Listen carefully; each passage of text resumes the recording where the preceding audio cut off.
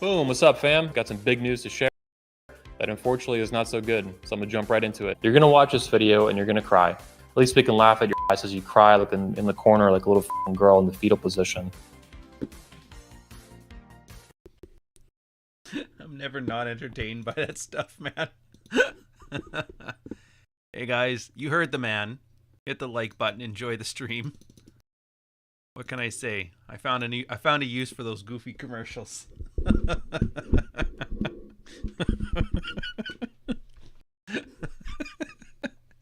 Yeah, welcome to Red Morning. We're going full ASMR on the voice. The coffee's here.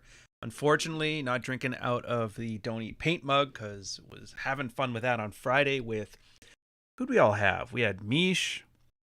We had Dave Andrus, again, the sister YouTube channel, or brother YouTube channel. I know I'm missing somebody. But yeah, we were all sitting there, a bunch of grown men, having some fun, playing with some zombies, and watching everybody who wasn't me die a bunch. So it was entertaining. Go check out the second channel if you want to see that.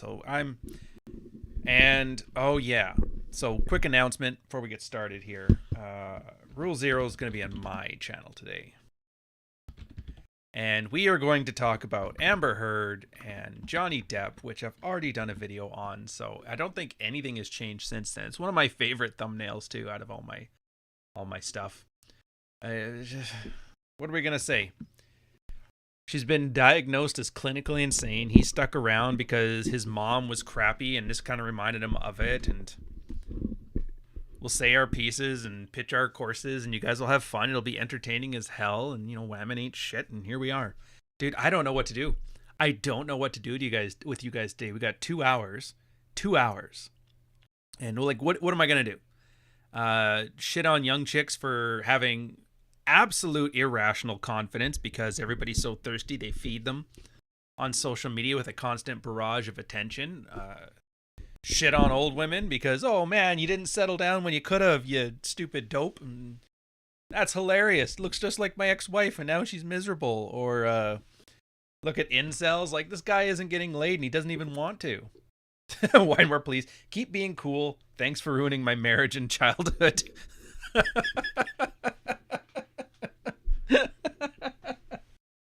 I'm not gonna lie, your guys' super chats are funnier than me. Wine more, it's always good to see you, brother. Like I said, by the way, caught your latest tweet. If you haven't seen it, there was somebody asking why he wasn't in the Married Red Pill Discord anymore, and I guess he referred to it as it's a little too LGBT for his taste. So we'll just say that for the YouTube censors. I can't set up chats right now. We're doing this one solo. So when I do these multi-streams, like with multiple people, I set them up with StreamYard. And the solo ones I just set up through the in-native YouTube thing and then started up on OBS. So unfortunately, I can't add somebody to this stream. So I have to have it planned in advance. Don't worry. Yeah, we need all we need is like a little heads up before I set up the thing the day before. Don't worry. We'll do it another time. Wine more. Besides, if you've only got 30 minutes, I'd rather you spend it getting ready and fixing yourself, maybe having a quickie with the old lady while I'm playing in the background. I can live with all that, Oh, yeah, so like, and then what do? You make fun of incels? Like, oh man, you're not getting laid and you don't want to get laid and you're just the worst person ever. And it's very easy. It's very low-hanging fruit. And it's good for us because we get to realize that we're great. And these guys are not great because we're laughing at them. So they clearly aren't great.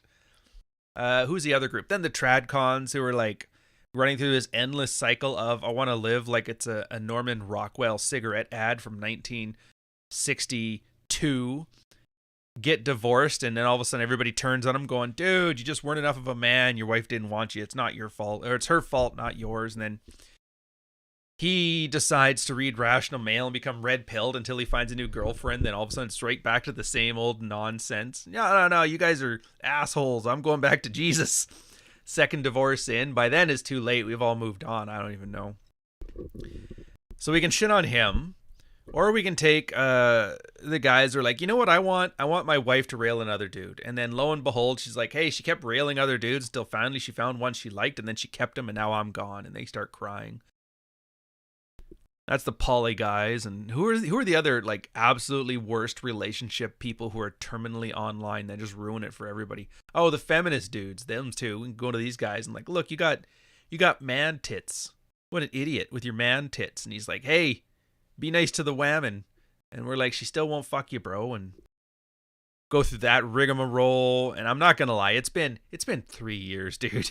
I just don't have, like, I'll do it because this is a job and you do your job. But I don't know how people can have the patience to be sitting here and like legit angry at all these groups still. It's like, come on, man. After like the third or fourth difficult workout you had, you'd think you'd be able to sort it out. Actually, One More Please has a good point. Talk about being quietly successful. You seem uniquely qualified in this sphere. Well, I mean, other than the quietly part, I won't shut the fuck up. But yeah, that's a good point. So I'll bring up some examples here. And this is actually not me shitting on people. This is just because they're a glaring example. You watch one of the Tate guys, doesn't matter which. And they have like fancy cars, fancy watch, fancy rented place. They're pulling in. What are they somebody's told me once that they were saying like 20 million net worth.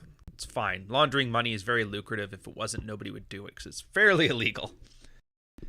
But when you have $20 million and you don't pay tax, I mean, I guarantee they don't pay taxes. You spend $20 million on all these knickknacks and all these depreciating assets. You essentially are living on borrowed time. So all it is like one casino getting shut down and you're done for, right? Now I think it was Rule Zero Dad had a tweet about this one a long time ago. It's that if you'd like compare net worth, obviously not worth 20 million, but you take that sphere of guys, the one that spend every penny on showing you how rich they are, and then you take a guy like him that's just quietly, he's building, I'm speculating here, so he's got rental properties, he's got his own property, he's got a couple hundreds of thousands in investments. Winemore Please can talk about his, because I already know a fair bit about his, but I don't want to talk specifically about them, or at least a little bit, because he's talked about it a bit on Red Pilled Workplace, I think it was, where we tried to adapt Red Pill to work, and it turns out most Red Pill guys don't have jobs, so it never took off. But yeah, it was just, you realize that the things you buy either exist to help you with your life or exist to signal to other people how your life is. And I think that's the big difference. I know there's probably a much more eloquent way to put it, but I'm not that guy. I'm not that guy, bro. Not that guy.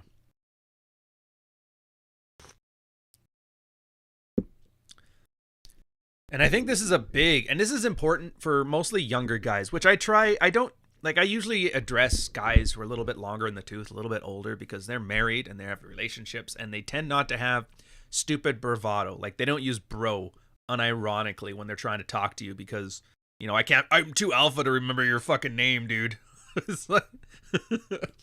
So my thought is, man, this is really on the bright side. I actually kind of feel bad for you guys. You got a little bit washed out.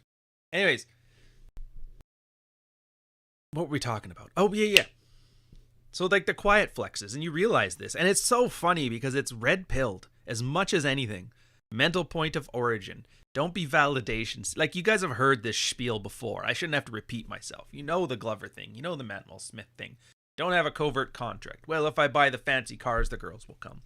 Well, if I buy the fancy rings, if I buy the designer brand shit, girls will come. And you know that's not true. But how is it any different for friends? Like, buying things you don't want to impress people who don't care in order to get love from people who aren't interested, and putting yourself in the hole just because of it. Now, maybe I get the economic arguments or it's not economic, it's Evo Psych arguments where just the fact that you can waste a bunch of money is the flex, right? It just doesn't make sense, though, from a red-pilled perspective. If you're like applying red-pilled stuff the way we've been talking about for like 10 years now and online for 3, it doesn't really matter. Like, who do you want to impress? You don't need to impress girls. God knows we have tons of examples. Even just yesterday, I was talking about the example where, hey, guys,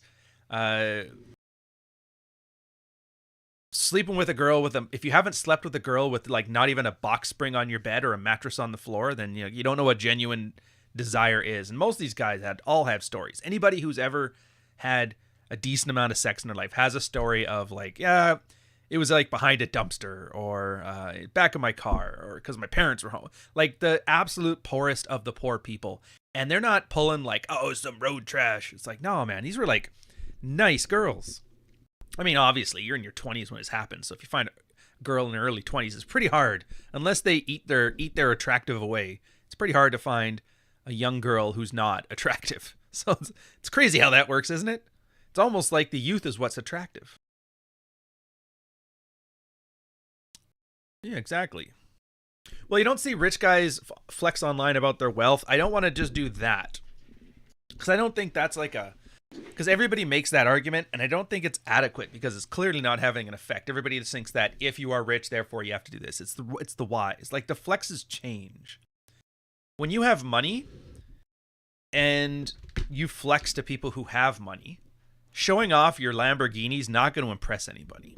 So the game changes. Your flexes become different. Your flex becomes how little you have to work, how much leisure time you have. There was actually a really great saying on this too, where a suntan is either a signal of absolute poverty or absolute affluence, which I thought was pretty entertaining. Because you think about that, you're a day laborer, you have to work outside all day, you're drenched in sweat, you're constantly sweating, you're constantly being tanned, you got a super dark tan, and they're like, oh, he's just one of the poors. Meanwhile, you get a guy that only has to work 4 hours a week. He gets to go to the Bahamas every couple weeks to tan. He's got himself a horrible, like the same leathery skin tan, but for him, that's absolutely a flex. And so it's these weird things. And the best flexes are ones that only the in-group knows. So for example, the red pill one. And I know this is going to sound weird because I shit on guys for doing it all the time, but having some sort of Batman origin story is kind of required. Like, I don't say you have to dwell on it. You have to lead every video with, well, then my wife did the thing, and oh God. But yeah, like everybody knows. Like Rolo, for example, had his with the bipolar chick, and he had looked at the door and decided to run. And I had mine with the military, and Winemore has his, and he can share it if he wants to. It doesn't really matter. But most guys within the red-pilled community, they kind of all know that. Like, that's why, if you guys notice, every time I get a guest who talks about sexual dynamics at all, my first question to them is always, why the fuck are you here? Like, this is a super unattractive place full of people who aren't getting laid. Like, it's not a social status thing to be within the manosphere at all. I think it's slightly above pedo Twitter as far as like social groups that aren't really worth it. And it's interesting because I always like to hear the answer people give. And the good ones are ones where it's always like they didn't want to be here. Clary talks about this time. It's like you almost show up here by accident. Your life is going great. Things are going well. And then some shit happens out of left field that you're not ready for and you don't know what to do about it. And all this like wonderful house of cards, my wonderful perfect life I've built up is comes crashing down. And it turns out most of it was a stupid lie. And then you humble yourself. You go learn from a bunch of dudes talking about their dicks, and then you fix your things, and then you either move on, or maybe, I don't know, the sentimental part of you sticks around to like pass on, take a penny, leave a penny, and that shit. So, but if you think a Lamborghini is going to impress that crowd, I don't know what the fuck to tell you. Lamborghini impresses people who can't afford a Lamborghini. That's basically it. It's like spinners on your car. People get spinners. Do they still do that, or is that a 90s thing? Am I outing myself as an old man or what? But yeah, a lot of poor people love buying spinners for their cars. And then, you'll never see like Mark Zuckerberg with spinners, because for him, that's not a flex. I can buy 1 billion spinners. Who cares? Yeah, exactly. Lamborghinis impress people who can't afford Lamborghinis. Watches impress people who can't afford watches. Well, yeah, but not my watch. Well, what is it? If you're a high school kid, that $200 Fossil watch is amazing. If you're a grown adult in your 20s, the Rolex or the Omega Seamaster. I have 3 Seamasters sitting in a drawer. I haven't worn them in years because they feel heavy on my wrist because the cell phone generation. You know what I mean? It was impressive as hell back then. But that's because none of us ever owned one before. Then we owned one, and we kind of see who all else owns one, and we're like, oh, we just paid a couple grand for like being the club of guys who paid a couple grand to buy a watch. Like, there's no status in here. My buddy's same thing. He's got his Rolexes and he just leaves them in a drawer, and he earns more money than me. So all these flexes are weird. The whole thing is weird. But it's that silent success that Winemore was talking about. I should almost call him WIMP, WMP, like a little catchy one. Oh, yeah. Here's this thing too. So as a high value male, why do you want adulation from people who aren't on your level? What's that say about you? There's that part of it. I only want to have like a little semantic argument with the high value male. I cannot stand high value male, high value female. This is some female dating strategy nomenclature that's entered this space, and I hate it. Cuz it's, first off, we can go with the touchy-feely response that you're devaluing people to a pro and con chart. Well, she's got, plus 50 on tits and minus 2 on ass, and her personality is plus 3. She can cook, so that's plus 7. Oh, colored hair, minus 10. Yeah, she's high value. She ranks in like the BuzzFeed 30 to 50 means equals high value male or whatever, high value female. And so it's like, it's great if you're an autist. And I understand the irony coming from a space that that invented the HB10 scale. I get it. I totally get it. It doesn't mean it's cool. It's just cringe. But yeah, and then the other problem with high value male is it's a container word, right? Because you say, or high value female, high value male, whatever. What does that mean? Well, you just take a box, you write high val, HVM on it or HVW, you fill it with everything that you want that nobody else knows, seal the box, and you throw it at their feet like, bam, that's a high quality woman. And we all know, if you want to talk about a high quality woman, what that means is the girl that's got your dick in her mouth, basically. Every guy who's had standards, I would never touch that supermodel. She's horrid. She's horrid. And then the girl starts, the 4 out of 10 at Starbucks smiles when he asks for his coffee. All of a sudden he's like, dude, I'm in love. This one's high quality. Prime, triple A quality Costco beef. I'm telling you right now, it's crazy. What advice would I have for a 26-year-old man who's never got sex and can't seem to get a woman? I've stopped, man. I stop this hypothetical 26-year-old argument. It's something else that, and this is going to be, this is my Clary episode. I swear to fuck. This is the, well, what about the incels? Well, what about the 22-year? Everybody's always got this like faux crocodile tear concern for this group of people that only exists in like a hypothetical. And I'm just like, I don't give a fuck. Like, look, if that 26-year-old guy has never had sex and can't seem to get a woman, does that fucking matter to me? I don't care. Am I my brother's keeper? No. Do we not say let them burn every 6 minutes because it's funny to watch somebody have the consequences of their own actions? Yes.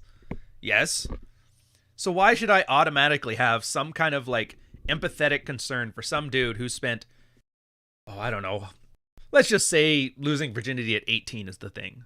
8 years. He spent 8 years not doing the one thing he wanted, to the point that he's made his failure an identity.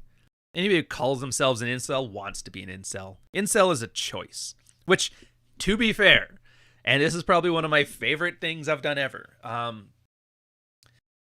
I gotta start buying these shirts in like man sizes because the kids section really sucks. Everything fits too tight. I feel like I'm working the cell phone kiosk at the mall. I'll tell you this. Who's that producer for Tim Pool? What's her name? I don't remember her name, but I remember saying that incel's a choice. She lost her collective shit on me, which I found hilarious. I'm like, what does a 27-year-old, 5 worry about the happiness of incels for? Like, does she really give a shit? No.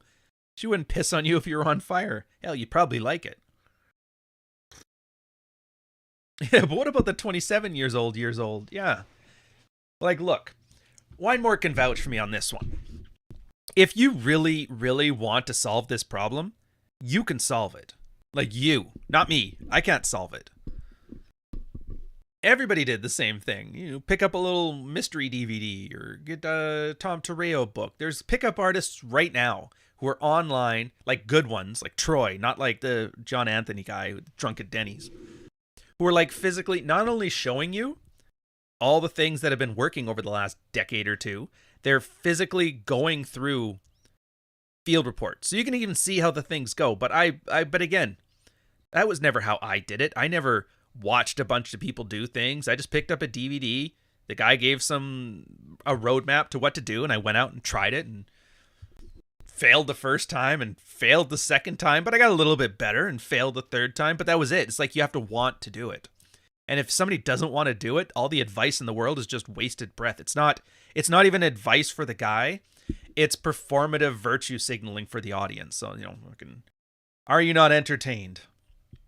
Yeah, get out and Sarge. Dude, I cannot praise the idea of sarging more.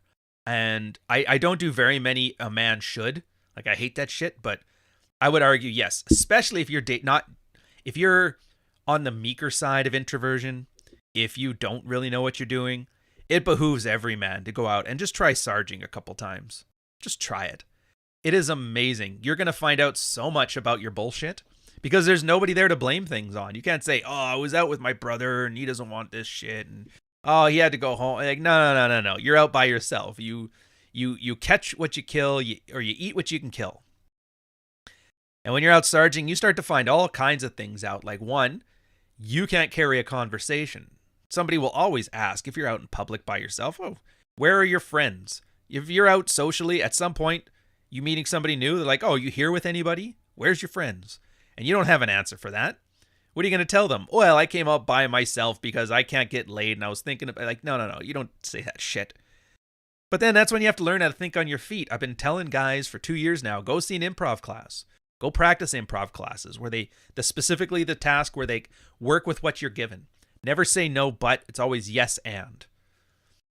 Why are you out with your friends? Or is your friends not here? Just come up with some bullshit excuse. People don't want to know. I'm actually surprised for all the kind of people here that can like look into anytime anybody says anything conservative, oh, he's just a Trumper. Like they've figured out his motivations. Oh, this chick is doing this. Well, it's just the epiphany phase. Check this Rolo chart out and read this spreadsheet and there you go. Everybody's so good at dissecting things, yet absolutely ridiculously unable to handle subtext in any form. Like I'll tell you, when somebody's asked, hey, where are your friends? Are you here by yourself?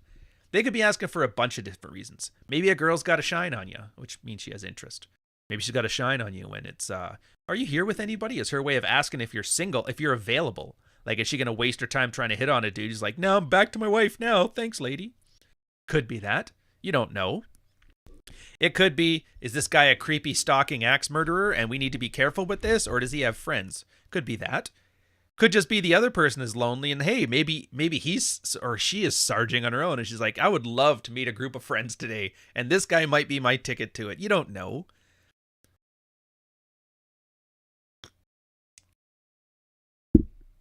Can anybody Kowalski that sarging thing? What does Kowalskiing mean? I've never used that.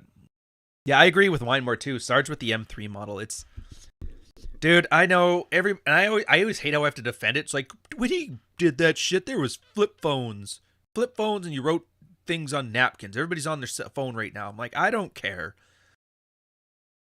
Like I trained, my military training was based on wartime tactics fighting the Germans.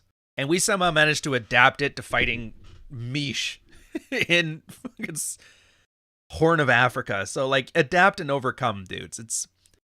That's actually old as time too, where guys have this thing where they refuse to do anything unless, and it's not just here's a method that works, here's a system that works, here's a system that can help your chances.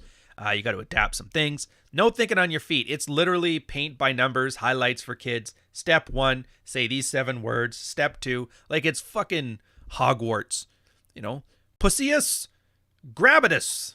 And no, you don't do that. You don't wave a wand. Unfortunately, and this is going to suck for that hypothetical 24, 25, 26-year-old incel who, for some reason, the only thing he was missing is that one piece of advice, and now he's going to be, swimming in poon. Only thing he's missing. For those guys, yeah, you have to think on your feet. You just do. It's a critical skill, and not just for picking up. And I think picking up is the great place to learn it because it's the least consequential space to learn how to be socially savvy, how to think on your feet, how to have a little bit of critical thinking, how to learn subtext. Like, there's no consequences. What's going to happen? You're going to be autistic to a girl and you're never going to see her again. Or you're going to see her again and you're going to laugh because you don't remember anything. And if she tries to, and she's not going to remember anything. She was too busy thinking about herself to even bother paying attention to how stupid you were. Like, does anybody wonder why guys bitch about female solipsism when it's the greatest gift you've ever been given? Like, ever. I'll put it this way. She is so busy thinking about herself as the only thing that exists in the universe that your dumb fuckery goes completely under the radar. You can be the stupidest man alive, and 15 minutes later, she'll forget all about it. I'd say, if anything, that is not a bug, that's a feature. And bless those women for solipsism and horrible memories, because otherwise, all that man-hating shit would have some merit. I'm just saying. Guys are stupid. Why am I being so flippant about this? Of course I'm being flippant about this. Why wouldn't you? How many incel stories do you need? Here, you know what? I'm going to show you why I don't have any advice for some stupid hypothetical 26-year-old. Here's why. And this will quash any I hate typing and talking at the same time. Any accusations that this may not be empathetic to the plight of men, which that hypothetical 26-year-old is right now bitching at me. He doesn't give a shit about men. He's just a feminist or something. I don't know, whatever they bitch about. There it is. This is hands down. Now, I have a love and hate relationship with the red-pilled proper. I've always preferred the married red pill. Red pill proper has one post, one essay, one piece of the sidebar that I think is the absolute best. In fact, this is so good, I'm making a timestamp on the channel just for it. 2610.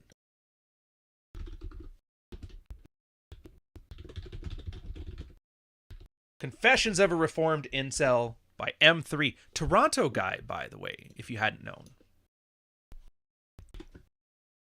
Now, where is my window here? If you haven't read it, I'd strongly suggest you do read it. If you are an incel, I'd strongly suggest you do read it. I think it's a wonderful story. And the fact that he had to update it back in 2018 because Elliot Rodger decided to go on a stabbing spree just to mention to people, hey, not all incels are stabby. Which kind of ruined it. I wish he kind of would have just left it as it was. But I mean, this was like back when blogs were cool. So, pre-Facebook. I can hook you up with that, Wayne, if you want to know later. Just remind me later. Yeah, so this guy is here telling the story about how he was an incel. 12 years. 12 years, not so much as a peck on the cheek. 12. Where is it? And it's a popular one, too. His blog post, all my entire blog for all of my time has 10,000 views. And him, back in 2012, managed to get that. It's absolutely crazy.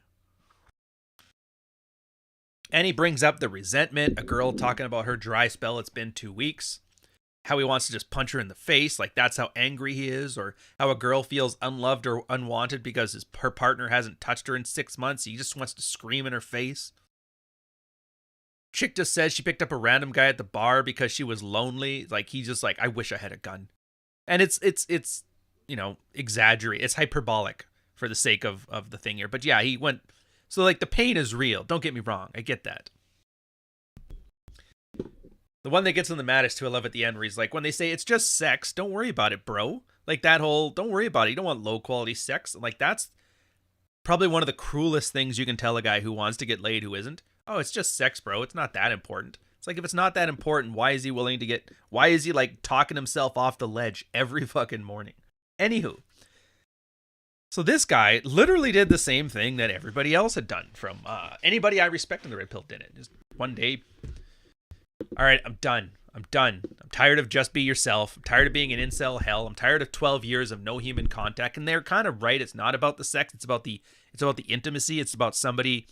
And this is going to be the one time that I agree the validation's a good thing. As a human being, we're social. We kind of need that. The idea that somebody wants us. To some extent. People put all kinds of shit up. We're going to talk about that probably in like 2 hours with the Amber Heard thing, where Johnny just stuck around because he wanted to feel loved. It's whatever.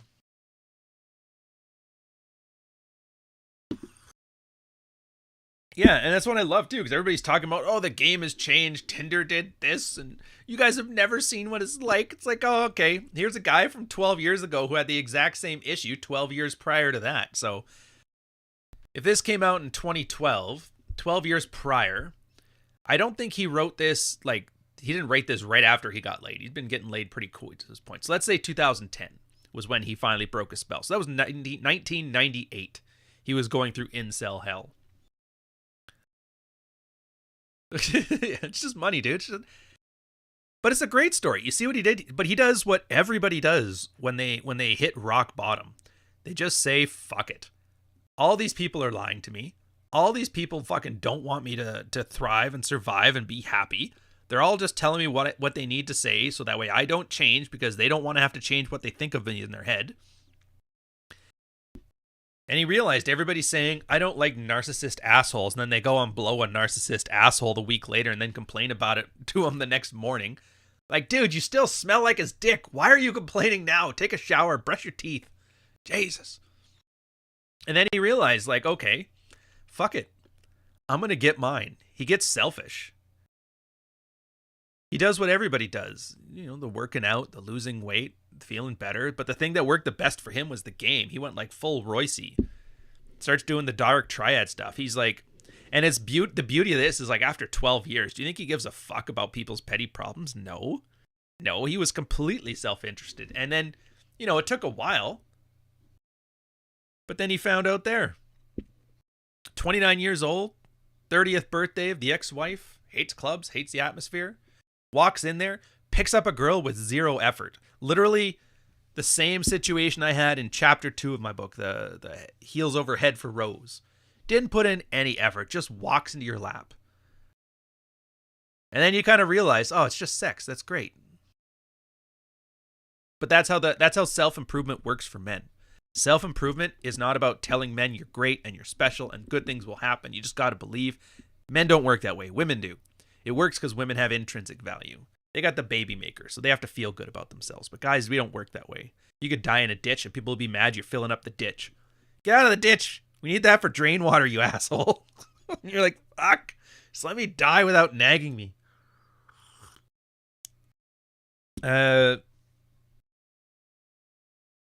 Oh, yeah. Self-confidence for men happens because you do something. You set out to do something, you work at it, you finish it, and you complete it, and you succeed at it. And then that emboldens you to try something else. And then you do that. And then this creates a feedback loop. So the more you're successful you are, the more self-confidence you have, which encourages you to be more successful and more self-confidence. And that's where these like the 26-year-old incel that we just made up for the sake of this fucking story came from. They're the guy who haven't even had one success. And so this is why just work out, bro. This is fucking stupid advice. It's like, dude, working out is the easiest win. It's the only place you can win no matter what. Because if you've been an incel for, 26 years or however long that guy was, I guarantee you're probably not good at the gym. I don't want to hear about your gym cell bullshit. So you start getting that win. You start getting some other wins. You go out sarging. You start getting wins there. And a win can be like such a trivial thing. A win is just getting somebody to acknowledge you when you open a conversation with them. A win can be holding a 5-minute conversation. A win doesn't have to be sticking your dick in her pooper, right?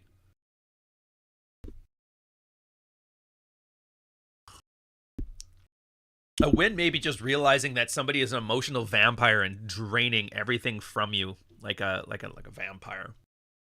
Like, I remember this. And he still follows me. I don't know if he's watching this now, but he definitely follows me on Twitter. It was like a, what do they call him? Disabled incel. He's a guy, he has like a Mr. Glass condition where his bones are all brittle.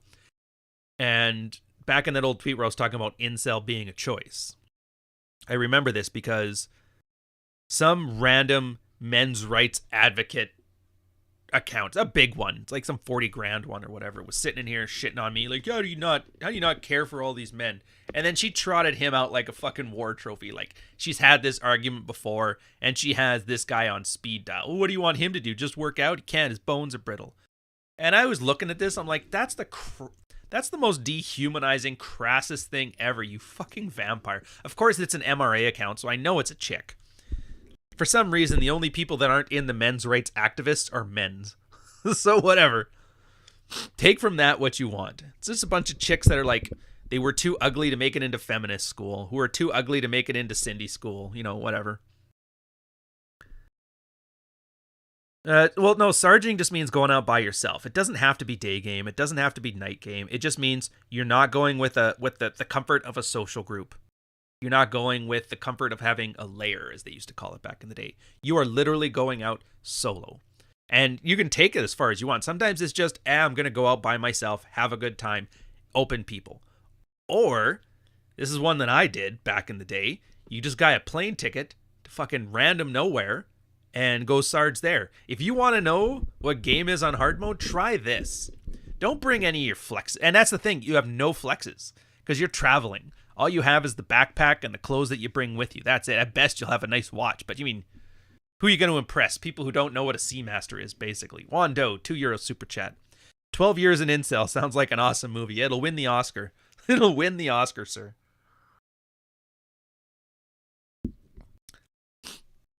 But yeah, you realize, like, you have nothing. There is nothing that you can do that can make you look better. Nobody knows who you are, so you don't have any benefit of, like, the bouncer knows you here? The bartenders know, oh yeah, they know me here. That's a little bit of pre-selection. Maybe there's a chick you used to date that's at this same place, and you guys are out, and she's like, oh yeah, we used to date, we hang out, it's whatever. You're with your bunch of friends, you're like, wow, this guy has a lot of friends, he's pretty cool. All these little displays of higher value. You just don't have any of them. It's literally you and the words coming out of your mouth and your body language and the clothes on your back. And you've never seen breaking down male value, insofar as that's a thing, breaking it down to its core than by Sarging. And if you're asking, why is he making this sound so philosophic? Isn't he just wearing a top hat and doing magic tricks and yelling out the cube? I'm like, no. That's what it looks like on the surface, dude. That's what it looks like on the surface. This really is... this really is... It's a rite of passage. This is when you know you're a man, son. It's when you go out and Sarge. The alpha male convention in Utah can take that one. What's our rite of passage? Go out by yourself, talk to 7 girls, try to get a phone number, and if you can sleep with one, try that too. They're like, no. We need to chop wood in the woods. We need some symbolic gesture that doesn't do sweet FA.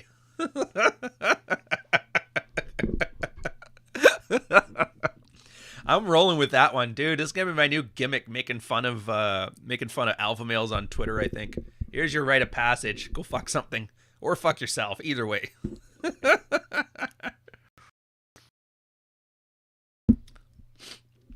So it's fun. And then, you know, the best part, I know coming out of the end of it, for mine, it was I can't even remember where it was in Mexico. I know it wasn't Ensenada because I knew Ensenada. I've been there a few times. I would have just stayed at the Rosa, which is like just outside of town. There's like a Walmart over there, and then the Mike Clubs are there. It's this nice place. So I would have gone to like, not even Puerto Vallarta. I remember there's no tourist scene there. So it was none of those places, but I wish I could remember. The one thing I will say, though, that sucks about going to a country where you don't speak the language is that you're going to find an expat, and expats will find you. And that right there, just speaking the same language, ends up being a display of higher value. So you can never get away from having some value no matter where you go. I remember back then I ran into like a group of people from Seattle who ended up owning a bar. So then, yeah, but that was the thing. Within a day of going to a place that I've never been to, seeing nobody I've known, I've gone to already having my bar, a place to stay that's within walking distance. So now when I was talking to girls at the bar, they're like, oh, you know the owner? You know the bartender? You know the bouncer? Of course I do. We just met yesterday. But that's the thing. These are skills I didn't have until that moment when I had them, but I didn't know I had them. I should almost make a reference to Rambo 3. Greatest action movie of all time, by the way. It's the pinnacle of the genre, where Commander's talking to Rambo, and he's like, he didn't make you this killing machine. You always were. It's like that sculptor. He made the perfect statue, and he's like, oh, the statue's always there. I just chipped away the rough edges. There, Sarging just chips away the rough edges. Yeah, Wine's got it here. Can you go out and have fun by yourself? That's one of those things, to be fair, it's the having fun thing. I really do want to add that. Is Sarging the hero's journey for artistic people? Well, I mean, you can't be artistic. That's the thing. That's the thing about Sarging, is that you can't be overly literal. You can't be confrontational. You can't be argumentative. You actually have to be fun. You have to be more interesting than whatever the fuck they're fingering on their phone right now. And I'm not going to lie. For work, you have to use TikTok for work, and it's not hard. Like, yesterday my girl showed me this video. She's like, can you use this for your thing? It's some guy shirtless with a six-pack going, yeah, I know you think I'm showing my shirt off because I'm trying to be hot on TikTok, but it's because my irritable bowel syndrome kicked in and I had to wipe my ass with my shirt in the woods. And I'm just like, why the fuck is this a TikTok? And then she shows me, and it's like 10,000 likes. I'm like, 10,000 people like this story? How are you not getting laid in this environment? How? How can you not be the most interesting person in the world when people are so bored, so desperate for entertainment that they're willing to listen to a story of a dude wiping his ass in the woods? Like, come on. Come on. Yeah, I prefer it now most. Yeah, the bad wingman thing. But I mean, I don't think there ever is a good wingman. I've only ever had one good wingman, and it was a chick. It was my roommate. Big boobed bipolar chick. She's awesome. As long as you weren't sleeping with her, you never got to see into the bipolar stuff. So for me, she was great. She's settled down now. She's got like a kid. I think she might even be trying for a second. Got a sweet old man that she's dating now. I actually laughed. All of the girls I grew up with, I spent my 20s hanging out with, like the girls I sailed with, the girls that I partied with, all of them. They're all settled down now. They're all with really nice men, and all those guys look the same. And I swear to God, and this is gonna be like a really knee-jerk reaction, and I have no idea how true it is. Maybe they're awesome. I'm just saying, remembering the kind of guys they used to bring home and seeing who they're with now, if anything, tells me exactly what the fuck alpha fucks and beta bucks mean. I can't say for sure. Maybe they got their shit on tight. I don't know. But it's just what it looks like. Yeah, how can you fail with a crew? Well, the beauty of that was because like neither one of us wanted to sleep with each other. We only knew each other because we had a mutual friend, a stripper. Well, technically when I met her, she was a psychology major. But yeah, one day she just decided, fuck you, Dad, I'm going to strip for a living. And then she realized she can earn way more money stripping than she ever could as a therapist. And she's like, the same work, except for you're on fire. Have I told this story about her before? It was funny as hell, too. My brother texted me one day. He lives like across the province from me, and he goes, who the hell is Gia? And I'm like, I don't know who the hell Gia is. What are you talking about? It's like, well, I'm at the strip club right now, and she says she knows you. And I start looking into it, and I'm mentioning it, and I talked to my roommate. She's like, oh, that's her stage name. I'm like, oh. So my brother calls me back the next day. He's like all of our old college buddies and like high school buddies growing up with. We're all hanging out with him. He's like, dude, I'm at the strip club, and I'm sitting there, and the stripper's stripping, and she's asking me the questions, to get the tips. Where are you from? Oh yeah. He's like, yeah, I'm from here. Oh really? Where are you from, baby? He's trying to be all cool in front of his friends. She's like, oh, I got a brother who lives on the island. She's like, I live on the island. He goes, oh, I got a brother who lives out there. He's in the Navy. She goes, oh, cool. What's his name? And she's like, oh, Ryan. He goes, wait a minute. Are you? He starts and like gives him his name. She's like, are you that guy? All of a sudden, everybody looks over. It's like, who is this woman? Why does she know your brother so well to the point that she knows who you are? And that's when he got on the phone with me and texting. I was like the coolest guy going back home for the longest time, right? Which was funny. But yeah, that was the whole point, is that, and those two, their frenemy arguments were hilarious, because she's like, well, I may be a stripper, but I'm not a slut like your roommate. And the roommate was like, well, I may sleep around with a bunch of guys, but at least I'm not a stripper like that whore. And they were always trying to play off who was the bigger whore. And I always laugh. I'm like, girls, it's fine. Nobody cares. Like, you're hanging out with a bunch of sailors all day. If anything, you got more tattoos than me. The stripper, here's the funny thing too. So the good girl that never stripped, tons of tattoos, only dated sailors. The girl with no tattoos, stripper. Make of that information what you will. But now they're both married. They're both happily married. They both have kids. They both got nice beta bucks guys. And it makes me laugh because it's Michael's story again. Like I said, I keep telling you guys, like when you see his red pill stuff, you're like, why should I believe it? It's not like a cult. I'm like, don't believe any of it. If you're not seeing this in your real life, I wouldn't listen to it. The only reason Michael's story resonates with me is because I was the guy watching Michael lose his shit on my stripper friends. And I'm like, oh, yeah, I could see that. Don't worry about it, guys. Girls will do just fine. Like, take the biggest, boobest, sluttiest, OnlyFansest girl out there. Remember the Catch Me Outside girl? 50 million selling her nudes when she turned 18. Literally the day she turned 18, guys signed up. They pre-ordered it. They pre-ordered it like it was the new Assassin's Creed. I'm like, so I don't know if that counts as like pedo stuff. Do we have a legal scholar in here? Let me Set up a not hypothetical. So let's say you sign up for a girl's OnlyFans. The girl's 17, but doesn't release videos until her 18th birthday. Does that count? Is that legally liable? Is that criminal? Second question to you. She releases it the day she turns 18. When were those pictures taken and how long did they take to process? Was that a same day turnaround thing or was that done the week before? And is that criminally liable? Because you were sold specifically, when I turn 18, you can have these. I would honestly like to know. Considering that conservative assholes who pretend to be red pill have nothing to do but time to waste hunting for pedos under every single rock, you'd think they'd know this one. Girl I talked to at a bar said she ghosted a guy because he was too invested. I gave her a high... Oh my god, Dante! Us versus the world, dude! That's awesome. Yeah, it's a good example. He was just too clingy. He wanted me too much. Girls don't want what wants them. Girls want what they can't have.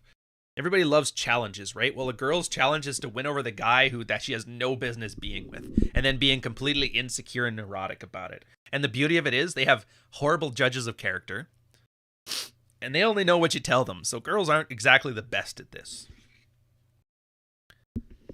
Wasn't there a porn star that used to remove most of her stuff from I'm sure there's tons of them. Oh, yeah, Tracy Lords. Thank you. The legal opinion. Oh, that's the case in Tracy Lords v. Yeah, that was a crazy story when I heard about that. I used to have a poster of her on my wall when I was like 12 years old or whatever. I'm like, that's the hottest girl ever. I didn't know she was doing porn back in the day when she was like 16. And then they had to remove a bunch of her stuff when she turned 18. But then she hated the porn industry and tried to walk away from it. Started like a music career and an acting career. First Wave, really good series. She was acting in that one. I don't know what she's up to now, but I mean, good for her. Well, that's a good thing. The cam girl chat's finding us. That just means somebody's trying to... I think Anthony Johnson's mad about my newest advertisements, and so he decided to like send some cam whores after this account. But that's fine. Anyway. Charles Bukowski. Jordan Peterson. Neil Strauss. I like these guys. Add some salt to cover up the bitterness of middle-aged soccer moms and put in the oven for 45 minutes. Optionally, you can take from all this stuff what you want and leave the rest. It's good enough. I love, by the way, last week, somebody was complaining on the channel.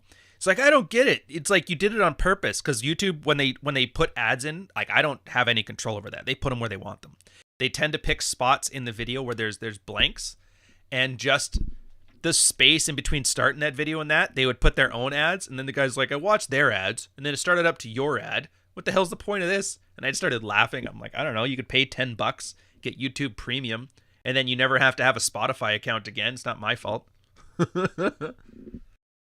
Oh, that's right. She was in Blade. I forgot about that. So, yep. I think I'm going to avoid that topic. Yeah, I don't know. I do like, though. So now that Elon Musk has bought Twitter, you know, I might make a timestamp for this because it's going to be a huge change of pace. I need like a fourth window. 30:55. Oh, 48. Jesus, 48 minutes already. Good for us. Elon. Might as well, everybody's talking about it. Yeah, so since Elon bought Twitter, a lot of the conservatives are like, oh, thank God everything's back to normal and that. But I'm noticing a lot of people who were like, and I think I'm including them, we're not conservative, not like, yeah. We're just more, we don't like bullshit. Libertarian types, you know, soft L liberals, whatever. People who don't like woke shit, but they really don't like, you know, neocon shit either, right? I do like how they're starting to come out of the woodwork and people are bringing up more rational things. Because I think for the longest time, and it's done a real big disservice to the red pill in general, was this whole correlation with it being some alt-right group, which it isn't. Like, first off, it's apolitical. It kind of has to be. You can believe what the fuck you want. But getting laid is pretty much a universal. Even Soy Boy McGee, you can wear a pink pussy hat and get laid, I'm telling you. Pornhub stats went down considerably during the Women's March, which meant either people were getting laid or people were too busy to watch porn. And I highly doubt if you're a pornaholic, that you're not watching porn at a woman's march. Breaking news, Elon buys Twitter is an ad for Twitter. When will your primary YouTube picture be you not at a 21 convention? Dude, that's not my... my primary YouTube picture? I'm pretty sure it's the one where I'm playing around with a monkey in, like, Puerto Vallarta. Yeah, dude, what are you talking about? So right now, it's me with a monkey on my shoulder. Oh, no, I was in Tulum. That's right. Yeah, I was in Tulum, wanted to climb the things there. We did zip lining over the crocodile things. We went diving in those giant bat caves. It was fun times. Sam Whiskey, $10 super chat. Thank you, sir. I just finished reading Fuck Files. You, sir, know how to compose verbiage on paper. June 5th is Brian McKnight's birthday. God damn that guy. Thank you, sir. I'm glad you enjoyed it. Like I said, I know a lot of guys just write books because it's like cheap, easy merch, but I actually did want to put out something of value and worth. Similar to like a pulp novel, but more engaging. I am glad you liked it, but yeah, fuck Brian McKnight. Dude, slow jams ruined an entire generation of men thinking, oh, this is the kind of stuff girls like. Yeah, well, see, yeah, Bergs is right. And this is an SEO thing. I don't know how to fix it. So when you search my name, the first thing that pops up is that stupid 21 convention talk. Because, yeah, I think it's just because it has the most views. Yeah. $9.99 super chat is fighting words. Isn't that the rule? The $5 super chat ruins the career. The $10 super chat is fighting words. The higher up you go on the scale, once you get to like the $200 super chats, that's just basically two guys having a pleasant conversation. Yeah. Why watch porn at a woman's convention? They'll take their shit off for attention anyway. The whole thing is performative. Like I said, the only protest that I've found any worth from lately has been the trucker one, which, by the way, oh man, I might have to do another video on this. The Canadians have come back. Have you guys seen this? Operation Rolling Thunder. Trucker Convoy 2, Electric Boogaloo. They've decided, all right, we're coming back. We're going to bring some trucks. And this time, motorbikes. And the city is already not having it. They're like, don't come into this city. We don't want to have you in this city. We've rented a bunch of tow trucks right away. We're ready to go. And it's supposed to be today. It's starting today. I have no idea how it's progressed so far. I just know yesterday shit was popping off. Guys were honking horns and like, you know what? Let's honk horns and fireworks. So they're launching fireworks, honking horns, a big Quebec flag in front of the grill of a truck. And I'm like, oh boy, we're going again. Yeah, the assholes shitting on it on Twitter. I'm like, this is basically working class people talking about working class problems and fixing mandates, the one thing they were there for war. And the part I love about it is the city spent a huge amount of money to enforce this last time. And the city's going to spend a huge amount of money to enforce it this time. And I'm almost thinking if the plan is just to bankrupt the city until finally they start acting like reasonable governance, which would be hilarious. Every 2 months, all right, another convoy down there. The working class is making themselves known. And every 2 months, the city has to do the Emergency Measures Act. It's like, that's hilarious. Oh, look at that. Greetings from Indonesia. Been following you for about 3 months. Really dig the Mids Watch and other series as well. Thank you, sir. I will say this for a lot of you guys who are new to the channel. If you watch nothing else on my stuff, watch the Sidebar series. In fact, not just watch it, but get the books that I'm referencing in it, because it's not my work. This is the work of guys like Wine More Please, Rule Zero Dad. There's like 100 guys that you probably have never heard of who have all kind of contributed. That M3 essay I gave you about the Confessions of a Reformed Incel, that's part of it too. It's essentially a catalog of the things that best exemplify the red pill. The theory, the strategies, the mental models, everything you could ever want. And that's pretty much all you need to be red pill. That's why, I don't know how, that's why I sat at the beginning of the show, like, I don't know what the fuck I want you guys to hear. I'm like, I can only talk about covert contracts for so many years until it starts to get really fucking boring, you know? Problem with hitting them in the wall is they raise your taxes. Well, that's municipal taxes. It's government workers. But I think it's funny because the mandates still aren't done, and that's the part that kind of annoys me here. Like, do you know a quarter of Canadians aren't allowed to leave or come back to like they aren't allowed to leave Canada, which is like Geneva Convention shit. You should be allowed free passage, free ability to leave and come back. I think it's absolutely ridiculous. And it's not even malice at this point. I think it's just, fuck them. Like, I really do think it's fairly dismissive like that, but we'll see. The more we have this kind of like verbal dissatisfaction, I think the better things will go. Because, I mean, what happened last time? The greatest part of it, yeah, the convoy got broken up. Bank accounts got frozen. What came out of it, though? A huge distrust for government. Even people who are like, oh, the government's probably doing their best, even if I don't agree with it. That's, you do what you do. And now they're like, you know what? Fuck these guys.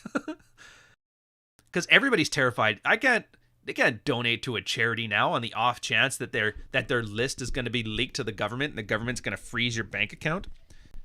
Are you crazy? And just the fear, the threat point of that being an option scared people more. So yeah, I think Canada is really going to catch up to America on distrust of government, whatever the scale of that is. So good for us. Cam girls follow me here, boys. Tay doesn't want me to keep him in check yet. Oh, dude, he's on TikTok now. I'm making TikToks. It's the most annoying thing. Like, I get it. Like, I know that spiel. If you guys haven't watched Dick Masterson, do you know who he is? If you haven't heard of him before, he was the one that went on Dr. Phil, given the whole, like, he shaved his head, had a big mustache, talking about how women are shit. Women ain't shit. They're stupid. They don't deserve voting rights and that stuff. And kind of trolled Dr. Phil with that. And then Dr. Phil got mad. And then he kind of passed on my radar again. He was with, like, the Greatest Show in the Universe with Maddox. And then he was the one at the Netflix thing over Dave Chappelle. He was the protester that had the BLM guy, the white manlet guy, trying to attack him there. And I'm like, that's the exact same. He basically stole Dick Masterson's gimmick. That was it. And I was like, son of a bitch. I'm pretty sure it's a pen name. I'm pretty sure it is. Now, I don't care about all those guys. It's honestly, like, he follows me and I follow him on Twitter. I find him interesting. I don't particularly enjoy most of the people that he works with, but I mean, it's like anything, right? The PM will give whatever money to the city that's needed to suppress dissent. Well, that's the thing. I don't know how well that's going to go now, because like the numbers for inflation are starting to come in, and it's like 20%. Like, we're reaching 1970s OPEC embargo level inflation right now, and people are starting to panic, and I don't blame them. If it wasn't for America creating so much inflation for themselves, I would have just stored as much money as I could in American funds, but we'll see. The World Bank just declared that Canada has we've hit 4 of the 5 markers of a banking recession, a major banking recession. So, one more, we can get in there. From H3H3. No, he's talking about, I think his name is Ethan Ralph. I don't know much about him other than he gets beat up a lot and posts his bruises on social media, which I'm like, it's a cringe thing.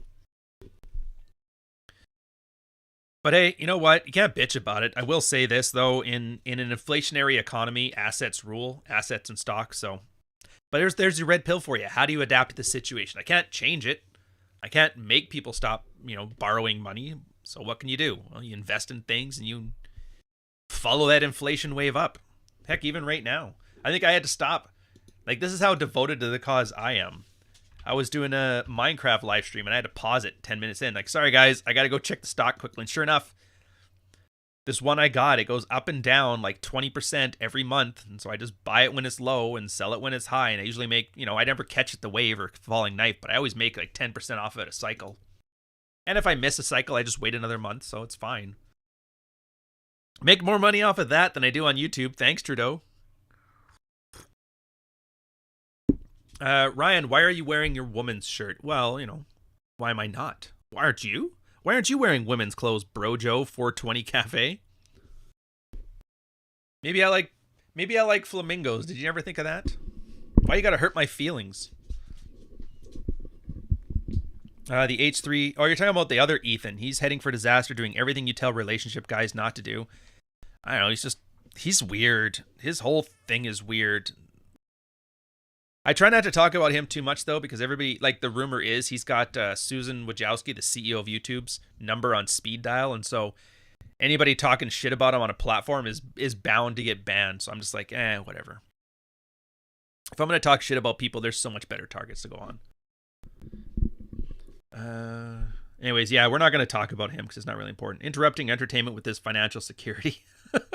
Well, it's your financial security, right? Because every country is kind of going through the same inflationary cycle right now. America kind of led the charge with that by printing all that money. So how do you adapt to it? And it's sure enough, when a huge amount of money inflation goes in, assets rise in value. So you save as little money as you can, and you invest as much as you can in inflation-proof assets. Real estate, great right now. Stocks, pretty good right now.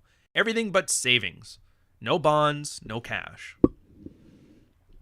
Am I going to talk about Depp and Heard? Yeah, we're talking about that on Rule 0, so I don't want to spoil the surprise now. Funny enough, I'm glad I'm hosting this one because I haven't followed it too closely. Like, I know about the pooping in the bed and the chopping off the finger, and my girl watched a butler, and then 5 minutes of an accountant. So I don't know very much about it. So a lot of it is going to be me learning from, and I know John probably has check item 57 on my dissertation here on this, and Rolo will probably be finding ways see, and this is hypergamy and the scale, and Paul will probably have a really good thing on, well, you see, when these kind of women, and you gotta then bring up some DSM shit, and it'll be entertaining. And John will probably be like, yeah, this reminds me of my bitch ex-wife. Yeah.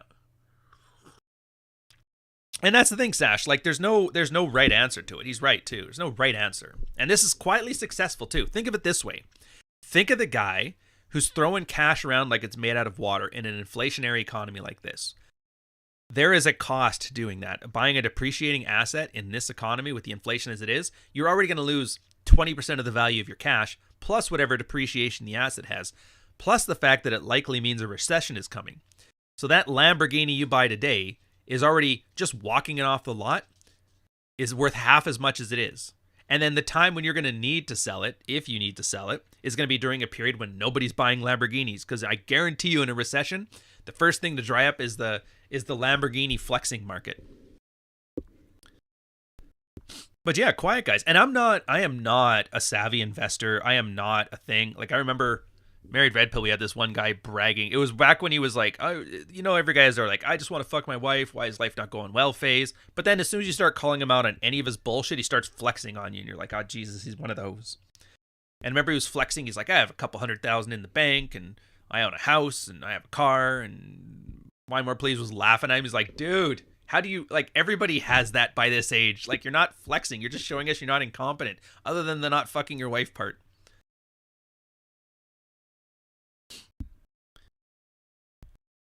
Oh, what are we talking about? Had a weird all-body allergic reaction at work the other week. Still hanging around. Got a date with a 20-something doctor tomorrow to see if she can cure me. Yeah.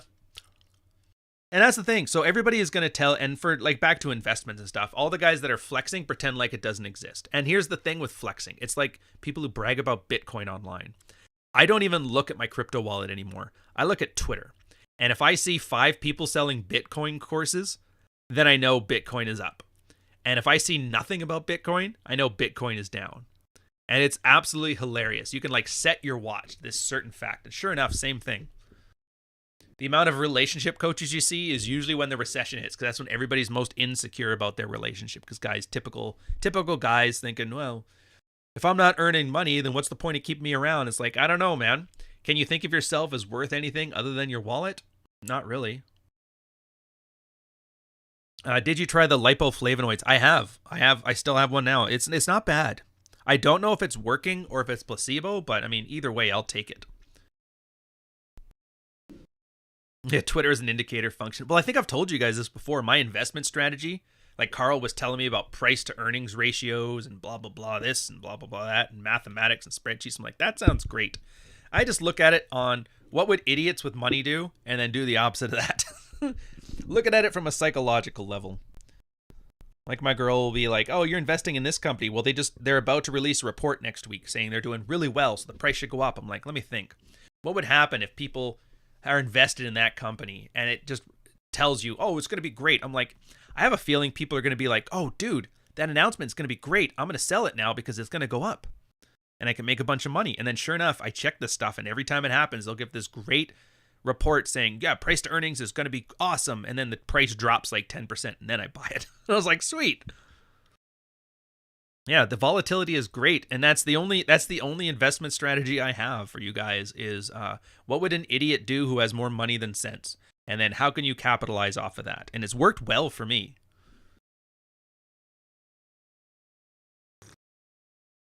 Well, and Dexter, here's the thing too, that like when you hear that, a lot of people hear that like, dude, I'm in my 30s and I don't have that. Remember when I was talking before about flexes? That's the thing. So if you're telling somebody you got 100 grand in the bank, that sounds like a huge flex to people who don't have 100 grand in the bank, which is, I don't know what the percentages are here, but if you're trying to flex as like you're one of the wealthy upper middle class people on earth, and you think that's your flex, it's not going to impress anybody. Like, do you think Rule Zero Dad or Wine More Please gives a shit about that? It's like, dude, come on. I lose more. He loses more than that in Vegas.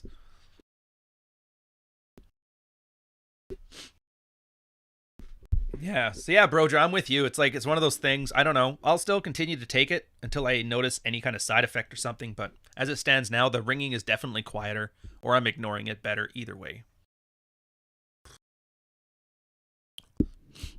Yeah, this place is great because of YouTube. I've managed to work out better with the back issues and possibly deal with my tinnitus. So if I had 100,000 in savings, I'd kill myself. Yeah. I'm trying to remember exactly how you worded it because you had a very eloquent tweet about that, about the guys owning the Lambos. It was essentially saying like these guys are flexing with wealth that I have as just like some Midwestern lawyer. It's like you're not impressing anybody other than the people are too stupid.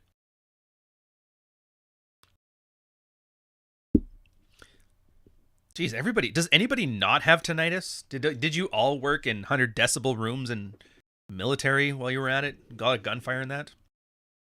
If I had 100K in savings, I'd be jumping for joy. Well, I mean, it's an easy trick. I'll give you the perfect trick to do it. All you got to do is either become like a PhD or MD or lawyer or something like that, work a bunch, save money, or go into the military for 10, 12 years, get your return to contributions, your pension, and a medical payout, and then put that all in various investments, and then take whatever's left and put it in an account. You can do that too. Too many 90s concerts. Okay, that's what did it. Yeah, I watched Wall Street Bets and not do what they do. Their advice is so bad they post the suicide hotline phone number. Oh, you poor guys. Yeah. Jeez. Okay, so you guys got it all from concerts. I wish I had got it from concerts. Did you know I never actually saw any music concerts till I was like 30? Never saw them as teenagers. Never saw them in my 20s. I was always in small towns. Never got a chance to. But then as soon as I hit there, I'm like, time to go see all the bands. Went to go see Stone Temple Pilots. I think it was like a month. It was the last tour before Scott killed himself. Well, drank himself to death. I missed Soundgarden, which I'm still pissed about to this day. I caught the Smashing Pumpkins, so Billy can die now, and I'm good. Incubus, all these. I'm like, yeah, this is awesome. And then I look around, it's like, oh my god, I went to high school with all these chicks. They're so old. I'm so glad my girl is like 10 years younger or it's like 8 years younger than me. Because yeah, I look at the girls my age now, and they're still dressed like it's 1997. They look like Rachel off of Friends, just a little bit, worse for wear. And I'm like, oh, I hope they just dress like this for the nostalgia of the concert. And I look at all their boyfriends and husbands and that. And there was some fat guys, but actually a lot of them were pretty decent looking guys. And I'm like, man, like as a girl, I just can't believe, how do you not lock down a man when you're young and pretty? Because as you get older, you get a lot less young and pretty. And then you got a guy that worships the ground you walk on. It's like you hold on to that because, like, Jesus, but I don't know. But that's the thing. Happy girls in happy relationships aren't on social media posting men ain't shit, giving you perfect examples of women ain't shit. So it's almost a self-selection thing, right? If you want to see bullshit, you'll see bullshit because you're looking for bullshit. Great example for this that's not even that great. If you guys don't know, I'm a big fan of like the Tekken series. It's a fighting game. I enjoy it. And they just had a thing where somebody in the tournament lost to like a very basic bitch character doing a basic bitch move, and they lost it. And I guess stories came out. It's a trans person. I don't know if it's male to female, female to male, something like it. Probably two female because they were assaulting people. Call me ma'am. And was assaulting people, throwing out racial slurs to a lot of the Asians, the communities, and it was like, holy shit. So they banned her, but then it was amazing. Like the instant the ban happened, everybody was talking about we need no phobias in here and bullshit like that. And I was like, that's weird. So I looked through the main tweets. I posted some things on my YouTube because you got to make a living. Get some outrage here, guys. Here's some Tekken drama. And I don't find any of it. I'm like, I don't get it. What the hell is he talking about? And then I realize, oh, it's some Anita Sarkeesian crap there. Like a trans person gets booted from the community for being a bigot. Everybody's like, oh, but... And I thought about that Norm Macdonald joke. You know, the one where he was, I can't remember who was talking to, like Amy something or other, comedian. And he was saying, imagine the horrible situation where Islamic, like ISIS, managed to get a hold of a dirty bomb and set it off in New York City. And then the worst part of that, millions of people dying and radiation and the city and the economy going crash. And then the worst thing of that is the hate for the Muslim American community that will come out of it. And it was just the funniest joke, basically explaining like a horrific thing. But the issue is that some marginalized group might be mocked on Twitter. And the other person just totally went with it. And I just had that same vibe from this. I'm like, holy shit.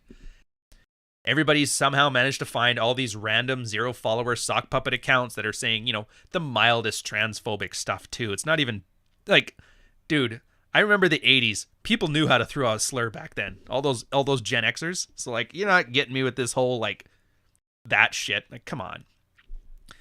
And so then I realized it's just people are looking. They need their boogeyman.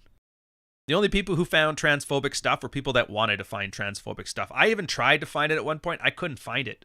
So I'm like, you guys must have, like, did you Photoshop this? One day, take us through your service medals and patches. Well, I mean, that's easy enough. The top 4 are the badges from the ships I sail on. The ships are the units. And I don't have all of them in there. I think I'm missing... Yeah, I'm missing 1 or 2. But that's fine. They were just, like, smaller postings.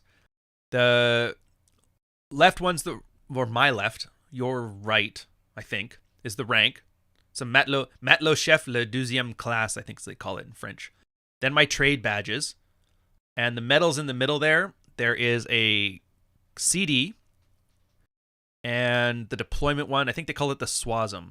It's for Afghanistan. I can't remember if I had a third. And I think I only got the 2. Yeah, I wasn't one of the people that was issued the Queen's Jubilee, which is fine. They just gave that out randomly to like 30,000 people. And then Cat Badge. So yeah, it's a nice little shadow box. I'm missing some things in it. To be fair, I'm more proud of the Captain or Admiral Nelson's Pusser's Rum. But hey, 12 years old, and then I drank it at retirement, but I keep the flask around. Surprised nobody's noticed the book that's behind my head either, though. But yeah, it's just a simple little shadow box. Not bad for 12 years. A lot of guys get through. There's a lot of dudes that were captaining our ships that didn't even have one deployment on their belt. And that's how you can kind of tell, by the way, who's West Coast and who's East Coast. So the West Coasters will have a SWASM, Southwest Asia Service Medal. The East Coasters will have a NATO one, and the NATO one comes in blue. And that's like the easiest way. And that's everybody's always, when you're in Remembrance Day, you look over at somebody and you're like, oh, you were in the West Coast. Where'd you sail? If you're on the East Coast, oh, do you know this guy? It's always very funny just looking at somebody's chest that people can make these like easy understanding of. And that's why I always love the Stolen Valor guys. Like, you guys have no idea the subtle things. Like, just by looking at this, somebody could probably know based on my time and the badges there that if I know certain people. I started the most epic slow cap at Gallipoli Dawn service once. What the hell is that? Interesting. Instaframe book. I haven't read it yet. I just had it in there as a joke. I saw it at, was at some like knick-knack store. My girl was buying some gifts for a friend of hers. She was going to visit back home. And I'm like, oh, I got to get that book. I think it's going to be awesome. I'm sure it's just full of stupid platitudes. Like, be yourself. Be yourself and your channel will come.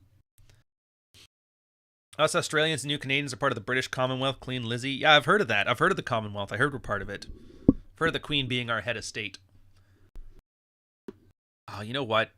Yeah, we're going to do another one.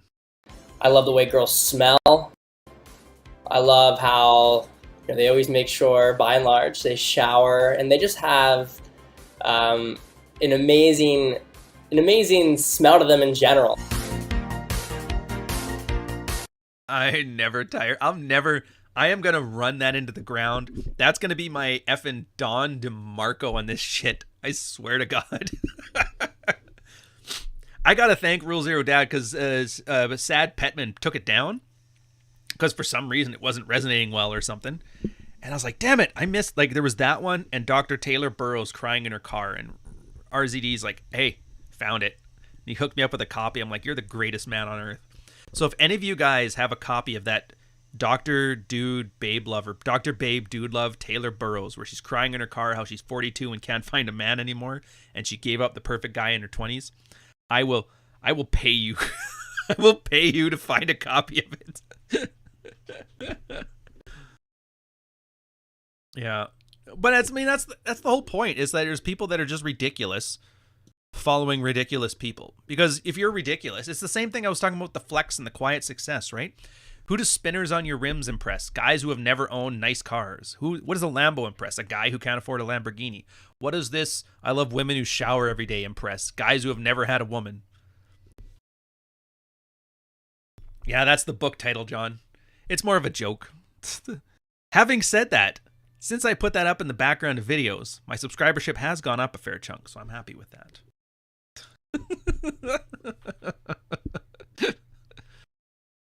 Yeah, it wasn't resonating well, but it was definitely resonating unwell.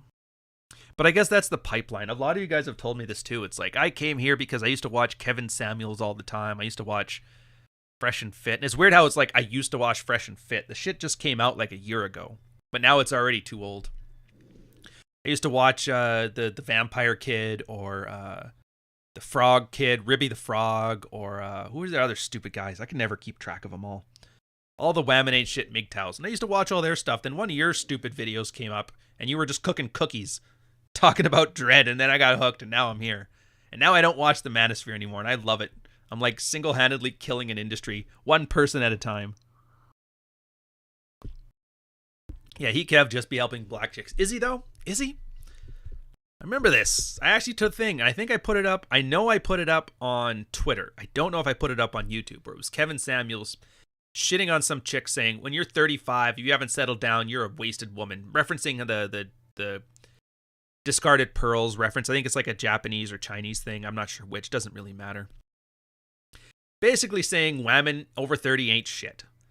And I posited to the audience. I'm like, hello, because every time I say anything about Mr. Kevin, there's 15 guys in my chats like, why are you shitting on him, man? You guys are on the same team. He's talking self-improvement and fixing men. Yeah, forgotten women, thank you. You self-improvement. I'm like, all right, guys. All right, Mr. Kevin Stan. Walk me through how this is self-improvement. He doesn't even mention men in the fucking video. And I regretted asking that, because I got so many guys in there talking about it. And they did what I'm noticing a deceptively large amount of Manosphere commenters do, is I'm going to write a 700-word essay in your comment section to walk you through why he actually is telling men to help men self-improve by shitting on women. And it's a bullshit argument, but by the time you're about 50 words in, you're just like, I can't be bothered, and you just walk away from the argument, and they can start doing victory laps. So I get it. I get what you guys do. It's very clever. Yeah, Rule Zero is happening, and it's happening here, bro. It's happening here. It's going to be fun. That's why I'm probably going to end this one a little short, because I got to do some prep. I'm going to walk into it blind, knowing very, very little about Amber Heard and Johnny Depp's scenario here. Like, the best I can say is I understand this isn't the divorce. The divorce already happened. This is about, I think Amber broke the NDA. Like, the terms of the divorce was, I'll pay you this money, but keep your mouth shut about everything that happened during the marriage. And then she decided, like, fuck that, I'm going to start running my mouth. And now he's taking her to court for it. And then, you can't sue me, I'll sue you. And now they're just going through the rigmarole. I'm assuming it's discovering, and they're trying to use, like, the truth as a defense. So they're basically having an argument over who's the wife beater. Is it her or is it him? And that's my best guess. And then pooped in the bed, chopped off the finger. And Johnny Depp's an alcoholic, I think is the gist of it. And if you're not well informed, you're in for a ride. Am I, though? Does it look like I'm looking forward to it? Like, whatever. It's good. Any chance I get to hang out with, like, John and Rollo and Aaron, I will take it. But, fuck. I don't have the patience for this shit, man. My girl watches it. She loves it. And I'm like, all right, fair enough. You know, she like what she likes. She likes what she likes. I watch Minecraft Let's Plays. She's watching the Johnny Depp trial. Like, are we that different, really? Just watch some of the clips of responses towards the lawyer. I did see that on a TikTok where it was him just doodling on a notepad and laughing. And then there was another video of the judge I can't remember. The title was something like "Guy vapes and drives a car while giving testimony," and then the video was just sitting there with the judge with like a "Why am I in this fucking business?" like look on her face, and I was like, that's pretty funny. The judge has had enough of that shit. But yeah, I know probably less about it than the guys on the witness stand who was told not to research it. Do you think the poop in the bed was a scat fetish hint that went too far? I'll say this. I'm actually not surprised by that, because I think I've told you guys before, the one thing I enjoyed about being in the military is you get a microcosm of your entire country. You will meet people from every province, every socioeconomic quintile there is. And I noticed there was quite a few stories, and not just from like just the poors, kind of went across there. About 5 or 6 that I can think of. I can't remember a lot of the guys' names, but it was an officer, there was a hull tech, there was a guy in my trade, and they all had stories of, how did you and your wife meet? Well, I picked her up at the bar, and it was always one of them was so drunk they pissed the bed. And it was never their bed, it was always the other person's bed. So like, and this makes me laugh too, because I'm like, okay, the shitting in the bed, like whatever, it's a bit more extreme, but that's America, isn't it? Take what Canada does and like, let's triple it. But yeah, I just found it funny how a lot of people's "how did you meet your wife" stories involve somebody pissing the bed. And I was like, eh. But I think that's funny. Like if you can piss somebody's bed, you can piss somebody's bed, and then they accept you and they want to go on a second date with you, fucking marry her, dude. Like she'll put up, there is, like you've led right there. You know, you can't handle me at my worst. You don't deserve me at my best. There you go. You can't handle me at my worst. Well, you pissed in the bed on our first date. Fair enough. All right, let's have a baby. I went to a few ketamine parties in my 20s. A few girls shit themselves. Is that what ketamine does? Jesus, dudes. That's crazy. People from Winnipeg love to shit the bed. Well, I mean, at that point, you just need it for the warmth. It comes out at the same temperature as your body heat. So, yeah, I remember that. I used to, like, I'm originally from Alberta. And I remember going back there in my 20s for a period. And there was a 6-month period between January, or January and March, I'd say maybe, not 6 months, 3. Where it was so cold that even if I had the heat on, I was numb below the knee. Like, that's how cold it was. I would wear, you can't shower the morning before you go to work in Alberta because your hair will freeze into ice. So you have to shower the night before. It's like negative 45, and then you add 20 degrees of wind shear on top of that. Plus you're in a city, so you get like wind tunnels. It's absolutely brutal. Calgary is so much nicer because during January, they'll have their warm Chinook weather that kind of cuts winter in half, so it makes it tolerable. But if you're in a place like Edmonton or Winnipeg, it's just like, fuck you, freeze. If you piss the bed, do what my buddy did. Get a big glass of water, throw it on the bed, tell her you tripped, and help change the sheets. Well, that's the problem, is that it gets into the mattress too, right? But I mean, that's not the worst thing I've had girls do to me. I mean, I never end up keeping them, but yeah, I've had girls ruin sheets before. It pissed me off because dude, when I was single, like I took metrosexual to the extreme. I had custom made bed sheets. 600 thread count Egyptian cotton, none of this microfiber polyester bullshit. None of this bamboo rayon 1200 thread count breaks in 3 months sheets. I'm talking good quality sheets. Girl ruined them. Every girl I brought over ruined something in my house.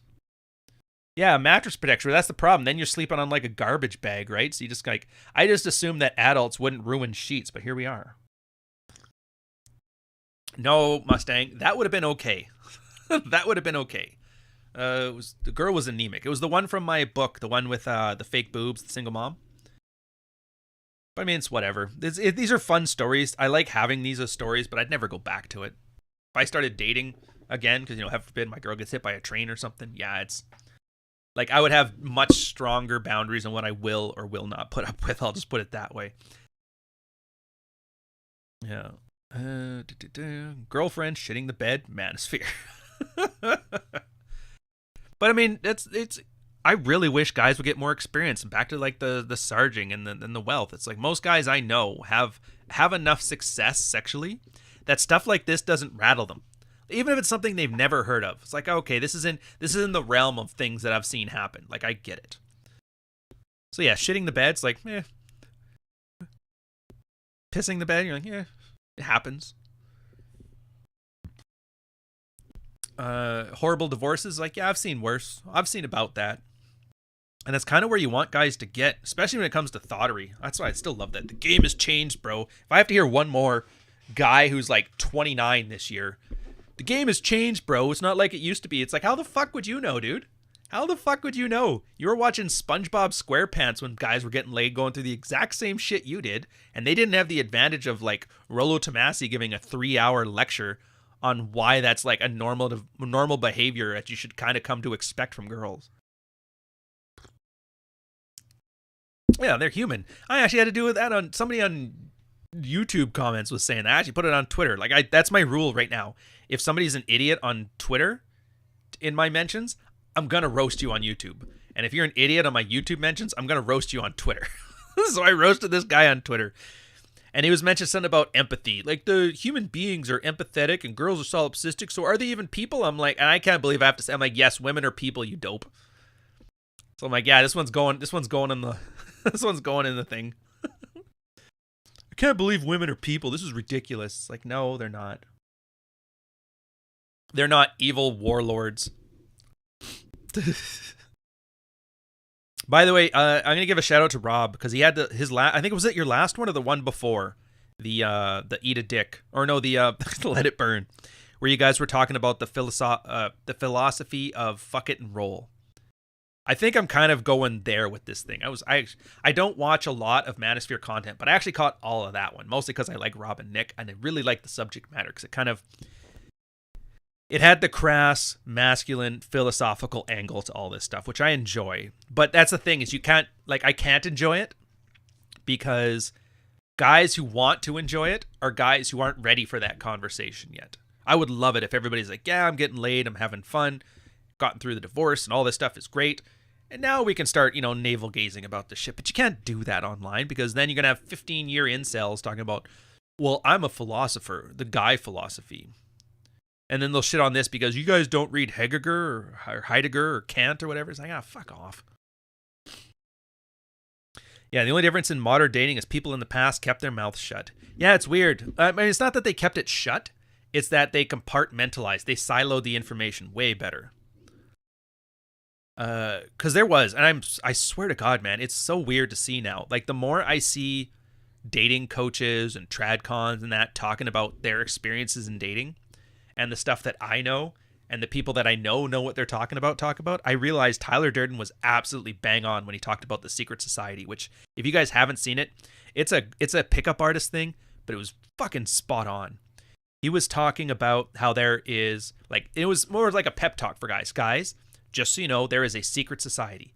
The secret society has a very, very specific membership. All women are in the secret society. All gay men are in the secret society, and like 3% of men are in the secret society. Now, since then we've talked about the Pareto principle, so it's probably closer to 20. Not that it matters. Just know it's not every guy. In fact, it's most guys aren't.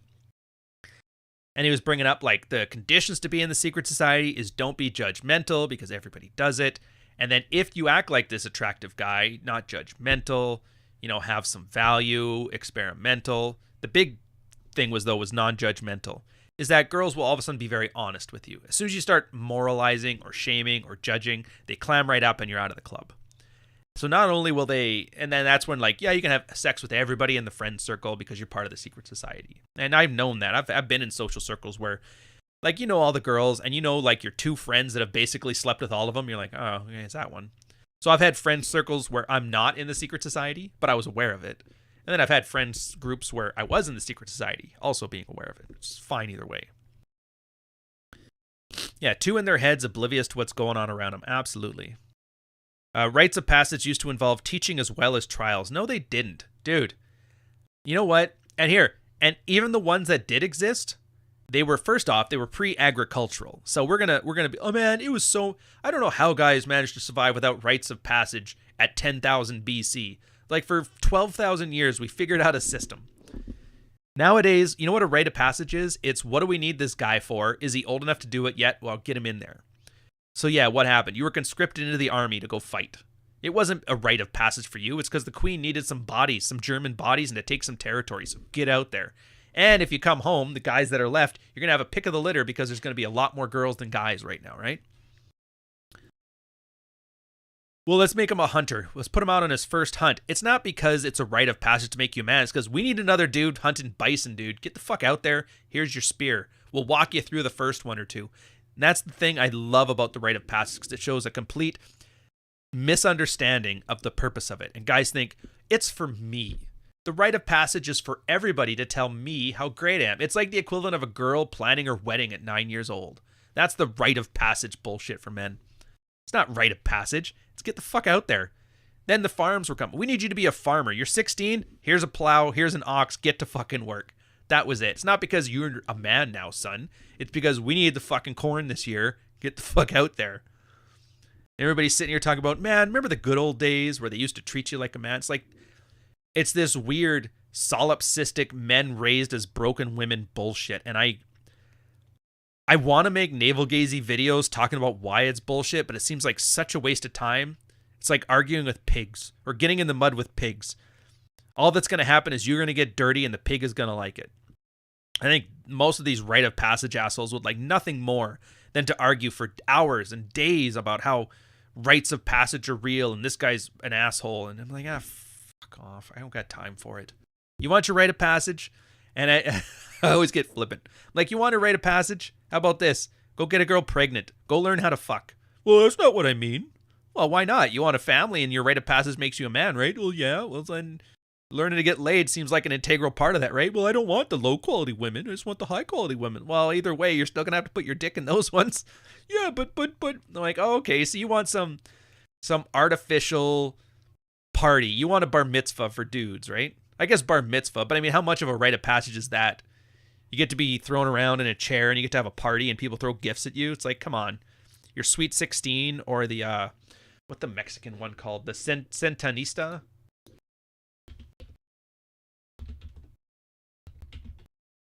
Spanish. I don't remember what the party was called. Oh, I can't pronounce that. Quinceañera. Yeah, the quinceañera. That's the one. Celebration of a girl's 15th birthday. Cultural roots in Mexico and Southern Europe and widely celebrated by Latin girls throughout America. That's what the fuck guys want. Where's my quinceañera? I'm 15. I'm a man now. Where was my rite of passage? It's like, yeah, do you want us to put you in a prom dress and throw some cake at you and give you a gift or two? A gift card to fucking the masculine outlet mall? Is that what makes you a man? Give me what the girls have. I want to have a wedding and a family, and I want to wear a beautiful white dress. I mean tuxedo.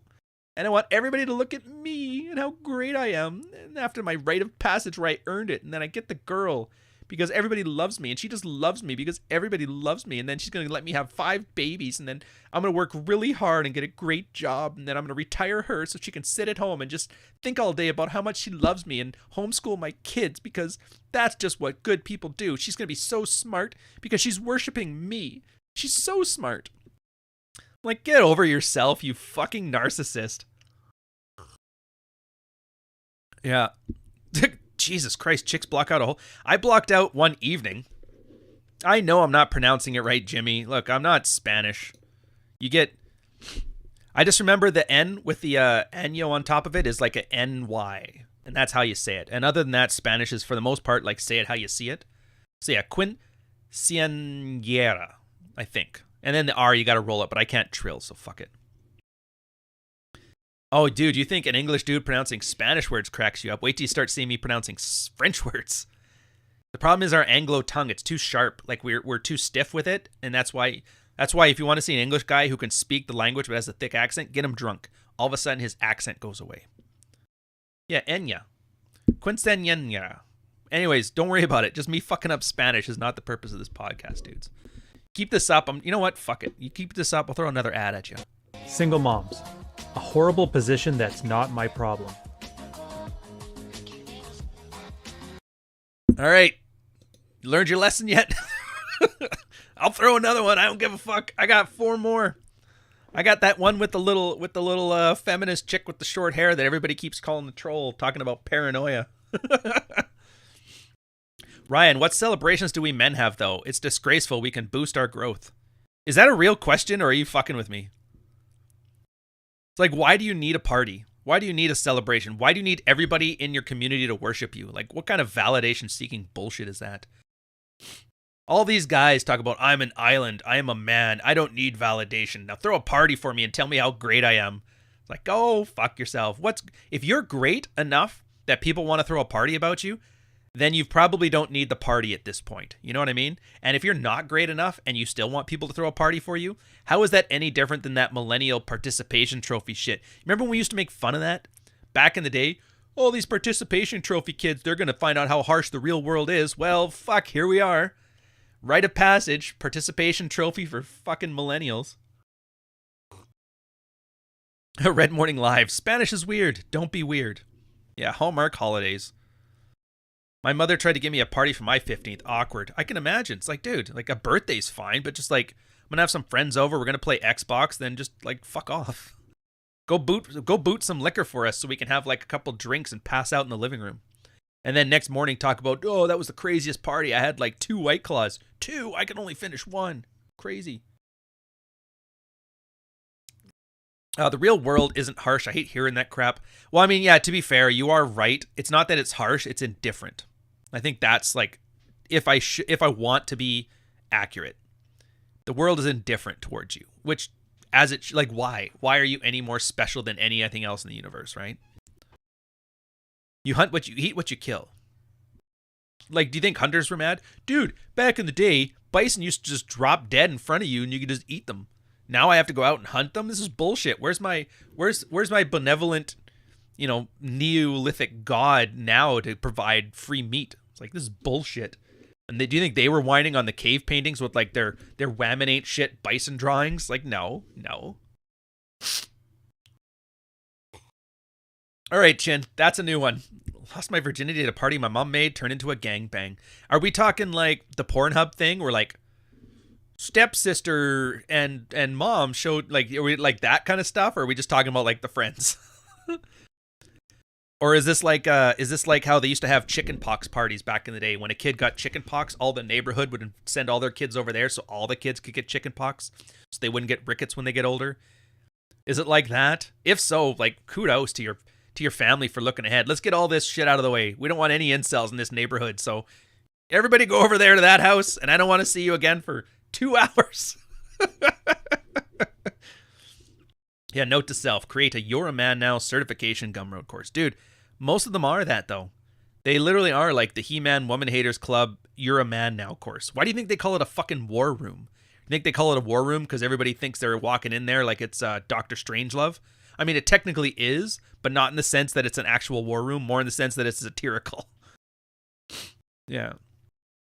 I didn't specify, so it could be then. Yeah, I don't know. I didn't want to push too much. I don't want to hear about a 15-year-old swingers party, right? Not the details on that. This is not that kind of channel. They have a vaccine for shingles now. Well, I mean, good for them, but I mean, would you trust vaccines anymore? Do you see what they did with the fucking WHO and Bill Gates is buying the farmland? Come on, man. Yeah, I got a party where I got chickenpox too. Never had one. I ended up catching it. I was like 15 when I caught it, and I almost died. I'm like, this is the worst I've ever felt, ever in my life. Then I caught avian flu, and I'm like, no, this is the worst I've ever felt. And then everybody's bitching about COVID. I'm like, you guys are pussies. Yeah, indifferent. The world is indifferent, which is good, though. Like, everybody treats that as like a bad nihilistic point of view. It's great. It's the same reason as sarging. You go sarging, everybody's indifferent. You're no different than anybody else. You're just a random stranger in the crowd. The only thing you have is what you bring with you. And that's just it. What reason does anybody have to give you the time of day? And most guys don't have an answer to that. The only thing they say is, well, I'm fucking awesome. I'm a playboy. I own a Lamborghini. It's like, does anybody give a shit about that stuff, or do you give a shit about that stuff? And you already know the answer. You give a shit about that stuff. They don't care. So you get these guys, and this is again, are you shitting on Tates again? Yes, every time I mention a Lambo, just assume I'm talking about them, okay? It's not hate from below. It's just I fucking can't find a better lolcow to reference right now, and those guys are like the top of Lolcow Mountain, and I can bring those tablets down from the Mont and point them at the golden calf and then have a fucking orgy with you guys in chat. That's all I'm saying. You're talking about fresh, not even the fresh and fit. I mean, that's the podcast format is just kind of everything that's wrong with the space. It's kind of hard because the Whammon Ain't Shit podcast are dudes with microphones. I'm ignorant to the ways of women, but you can be too. Thank you for the super chat, sir. $100,000 super chat. Please, sir, tell me how Whammon ain't shit. Yeah, these bitches ain't shit. Here's 7 OnlyFans models that I want a blowjob from, and I'm gonna sit here on the podcast and berate them just for you guys. Thanks, man. Thanks, coach.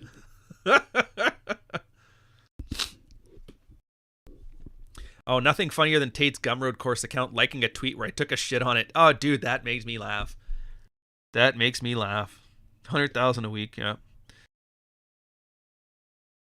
But I mean, that's the thing. Like, nobody's signing up for these courses that has their shit together. The what's the Rollo thing? Pathological personalities attract pathological personalities. So I get it. And in the same way that I'm not gonna shit on some dude like, you don't want to sign up for this course for this, and this reason. That's exactly the same as what would I tell to that 26-year-old incel who's never touched a woman?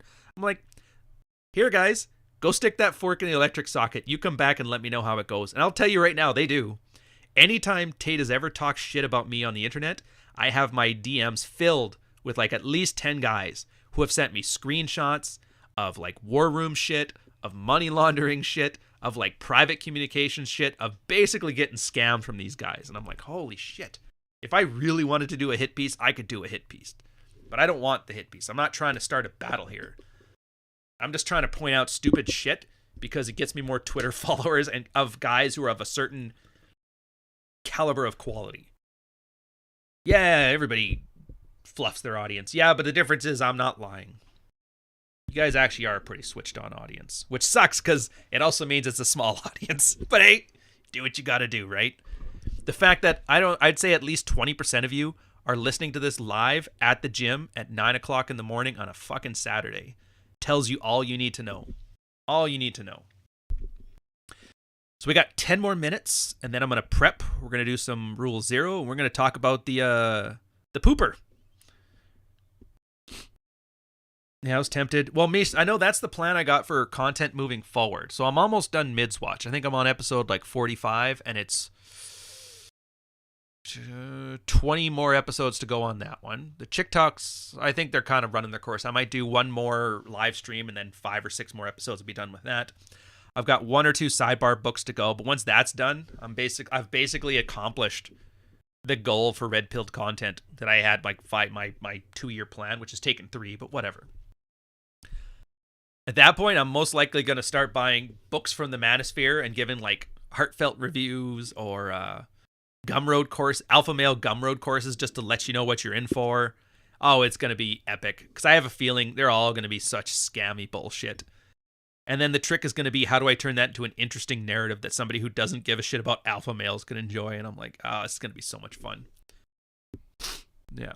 To that note, I'm off to do Muslim stuff and hit the gym after. Oh, that's right. You've had at least 2 calls to Mecca since doing this. Where do I find the pooping girls couch? I need to vet for a me poo candidate. Oh, that's easy. Just go to Germany. Write a red-pilled investing book. Dude, you don't want a red-pilled investing book written by me. I'm telling you right now. I am not. Like, I'm doing well in investments now, but I am not the investment guy. I'm not the guy to give you knowledge. I don't have qualifications. I don't have more than like a cursory interest in the entire thing. I've found a system that works for me right now, but I have no understanding as to why it works. So if I write some kind of investment guide, it's going to be the Pat Stedman guide to finding high quality women. You don't want it. I'm telling you. You can get no more genuine desire than a girl pooping on your bed. Must have been some serious love. It absolutely is, dude. It absolutely is. Everybody gets mad at me when I say this, but I'm like, yeah, borderline personality disorder is genuine desire. What the hell does that mean? It's genuine desire, dudes. Do you know what genuine desire is? A girl who's like hysterically bonding to you. And you know who the only girls that do that? Fucking crazy bitches. Crazy bitches don't want you for your money. Crazy bitches don't want you for your status. Crazy bitches want you because they're crazy. I'm crazy and I have a dopamine addiction to you right now, and they fall in love fast and they fall out of love fast, and they'll stab your dog and shit your bed and take your money and pop a bunch of pills and sleep with your dad. And that's just the way that genuine desire works. So all these guys talk about, I want genuine desire. I'm like, you can't handle genuine desire. You need to have like the Ike Turnerist of dark triad personality types to put up with a genuine desire type woman. How about a woman whose interests align with you? Take it down from like a 10 out of 10 genuine desire. Let's shoot for a 6. Do you think the Fresh and Fit experiment is failing? Well, fuck, that's a good question. Simp TYM.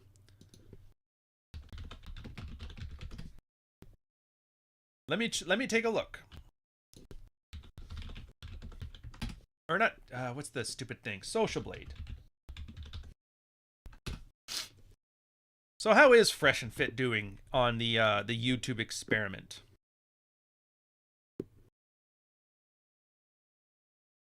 Ooh. That's crazy. Also, is that the right channel? I gotta find out. 1 second here. Oh, it's called Fresh Fit Miami. That's why. Oh, Jesus Christ, that's annoying. How would you guys listen to that? It's like the highest pitched, like, ranting and raving. All right, Fresh Fit Miami. It looks like the experiment's doing well. Oh, wait, no. Okay, so here's my not official Wando €2 super chat. You can't handle genuine desire, Ryan Eastwood. They seem to be doing fine. So I just did like a quick Social Blade thing. So how is the phenomenon of women ain't shit? And I'm seeing gained views and gained subscribers. It starts around April 2021, which I think is when their channel started. A huge initial shot of growth, and then a drop in growth, and now it's kind of leveled. So I think it's peaked. It's at the plateau now. And unless something changes to get another shot of growth, it's probably going to come and go. It'll probably be done in a year. That's my assumption. Because I've noticed that with a lot of channels. They always have, there's 2 types of curves. I've actually done some YouTube research on, because I was like, I'm running a channel. How do these things work? And Rolo's talked about it too with me, like fast growth and slow growth. So the fast growth guys, they grow big, they plateau, and then they drop off. Andy Worski, GF Garapi, Epic Mealtime, all these guys, right? You grow super fast, super quickly. You can't hold on to the audience, you drop off. Now the second group of people, that's like your Scott the Woz, your Hermitcraft, your fucking H3H3 even to some extent, or all those guys. They build really slow. They're at it like 5 years before they build themselves an audience. But the thing with that is that audience stays. Like, you have to really fuck up bad to lose that, like, somebody who's been following you for like 5-6 years. PewDiePie is kind of the best example of the slow growth one, right? So their curves, instead of looking that big initial curve, and it's almost, here's the part that's kind of funny. It looks almost exactly like Rolo's SMV over time chart. You know how girls like peak at 18 or whatever, and then by the time they hit 30, it's dropped off and they're even with guys, and then it drops down to nothing at 40. Guys, meanwhile, it's like nothing until you hit 35, and then you peak, and then it slowly declines. It's literally that. Guys and girls SMV values made as a reference in a YouTube channel. Now, does that mean I'm calling the Fresh and Fit experiment fucking chick crack? Yes. Does that mean hate comes from below? Sure. Yeah, got involved in too much drama. Said that the ambushes, if anything, the ambush is the only reason it has relevance right now. It's like NASCAR. Do you guys remember NASCAR never used to have limiters on their engines? So people had like fucking crazy horsepower engines. So people didn't watch NASCAR because they loved the sport of racing. They watched NASCAR because at some point somebody's going to crash into a wall and die. And they were loving it. Yes, let's see this. That's why it went well. And it's the same thing here. Those ambushes are probably why they still get a lot of the thing. Like, everybody's tuning in now is like, dude, are they going to pull out a pistol this episode? Maybe. Is somebody going to, like, Tim Pool right now is probably the same thing. In fact, let me look up Tim Pool. I shit on him enough. I should at least, like, is this the right one? Yes. That's an old picture. His jawline looks a lot softer now. Where's his thing? Jesus. Yeah. Like, it's still a lot, but it's the same thing. Can we scroll this out? It only goes as far back as 2019, which is, oh, no, reset zoom. But it's the same thing. There was an initial giant piece of growth at one point, and then it dropped off a cliff, and now it's like, but I mean, he's sitting at 5 million views a month, but it never goes up from that. It's no growth. It's stagnant. Same thing as the gain subscribers. So whatever happened, it was in 2020. What happened in, the Trump election, that's what happened. So we got big, basically saying Trump's going to lose the election and the Democrats are coming for your guns. Yeah, it's all a stand-in for blood sports, but then the same thing. They dropped off a cliff. Dude, I could be stressed. Imagine that. Dude, if you got on a podcast that got huge like that. Dude, we blew up. We're like big time now. 100,000, 50,000 subscribers a month. We're great. I'm going to buy a mansion in the woods. I'm going to buy a, what did Fresh and them buy? They bought a Lamborghini first week or something like that. And this is going to be great. And then 6 months later, it's all gone. And you're like, fuck. Grab another pistol. There's a reason that Tim Pool gets swatted every week. Fight for relevancy. I would hate that, dude. I would. Like, don't tell me, like, oh, you want to grow faster, you want to be big like that. I'm like, I don't know if it's worth it, man.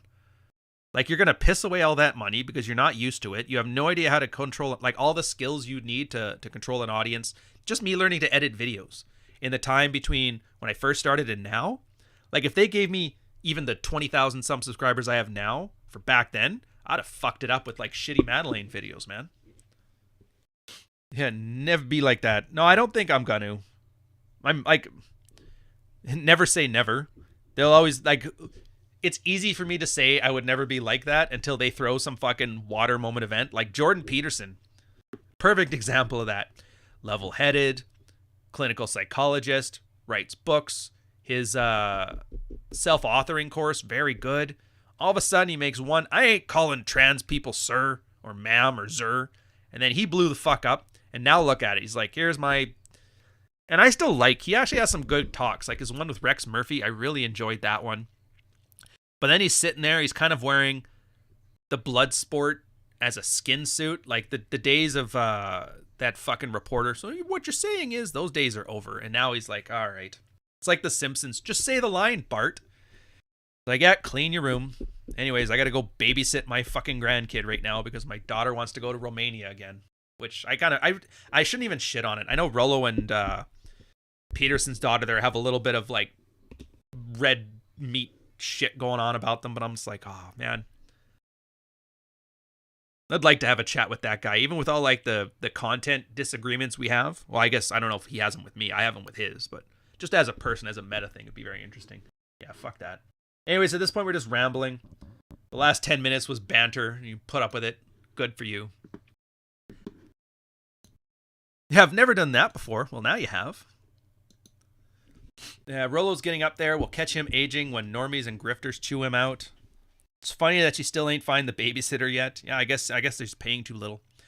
But that's the thing. New money, right? New money doesn't know. You're supposed to bring somebody in from El Salvador to watch your kids. Everybody knows that. Have Gonzalo on Rule Zero for kids. Dude, he would probably go on just because Rollo is clout and he wants clout. But you don't want him anywhere near me. I will shit on his stuff to this day. In fact, I'm almost positive right now. All right, we're going to end on this. The fuck's his YouTube channel? Coach Red Pill? God, that annoys me. All right, Coach Red Pill. That's the channel name. I'm going to do a quick StreamYard thing. I have a feeling that I got kidnapped in the Ukraine thing is his boost.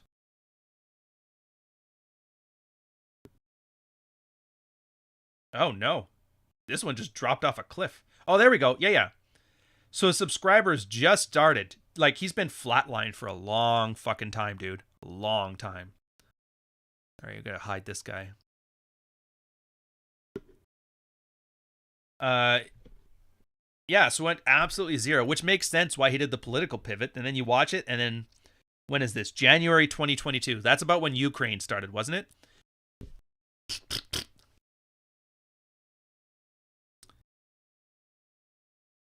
Yeah, they took all of his YouTube accounts. Well, they did, but they didn't take the YouTube accounts fucking 2 years prior.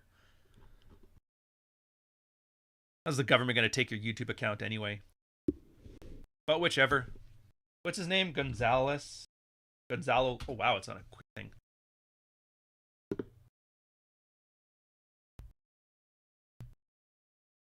All right, last one, then we're ending it. But it's interesting. Like, you look at this and you see how people, and you see how, and this is gonna red pill you to content creators.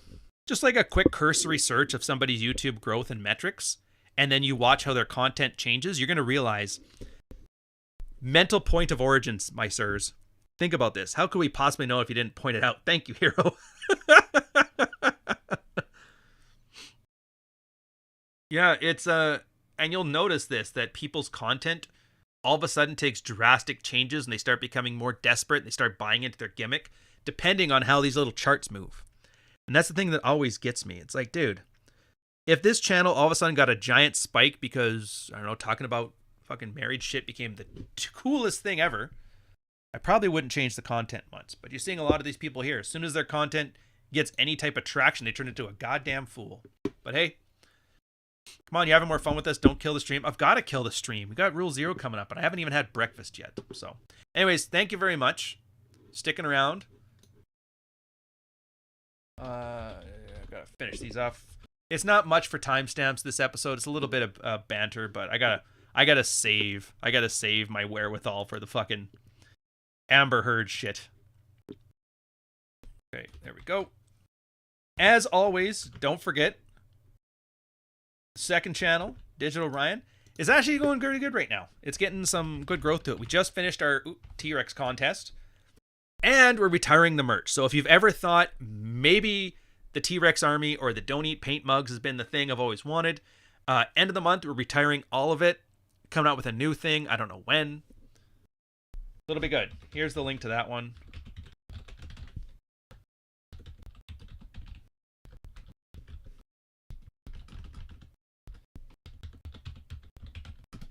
T-Rex final code for, like, I think it's 15% off. Basically, it's just cutting off my margin. I'm making nothing off these. I'm selling them at a cost for me.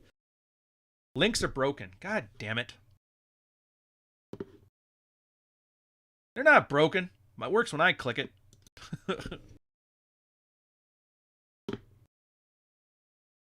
Yeah, they both work. So yeah, these are going to be coming out of style. Retiring forever. And not that stupid marketing shit where you say it's going to be coming out of style and then 2 weeks later it's back. I'm like, no. I can always make new stuff. So that's up for you. The sale still goes on to the end of the month, which I think is another, what day is it today? It's like the 30th, 28th, 29th? It's the 30th. So we got like one more day and then I'm taking them off. So it's up to you. Enjoy them if you want to. I don't make a penny off of it. It's mostly just to get the stuff out there and enjoy the T-Rex army. Again, subscribe to the second channel. I think you'll have fun. Friday, we finally managed to get 4 grown men together. We started attacking zombies again. I play my usual character, Roger Tomarso, the Rolo Tomarsimon. And we watched Mish completely beta male himself and get bit 7 or 8 times. So yeah. On that note, I'm going to leave you guys to it. Again, stick around. Don't forget the next episode. Bye.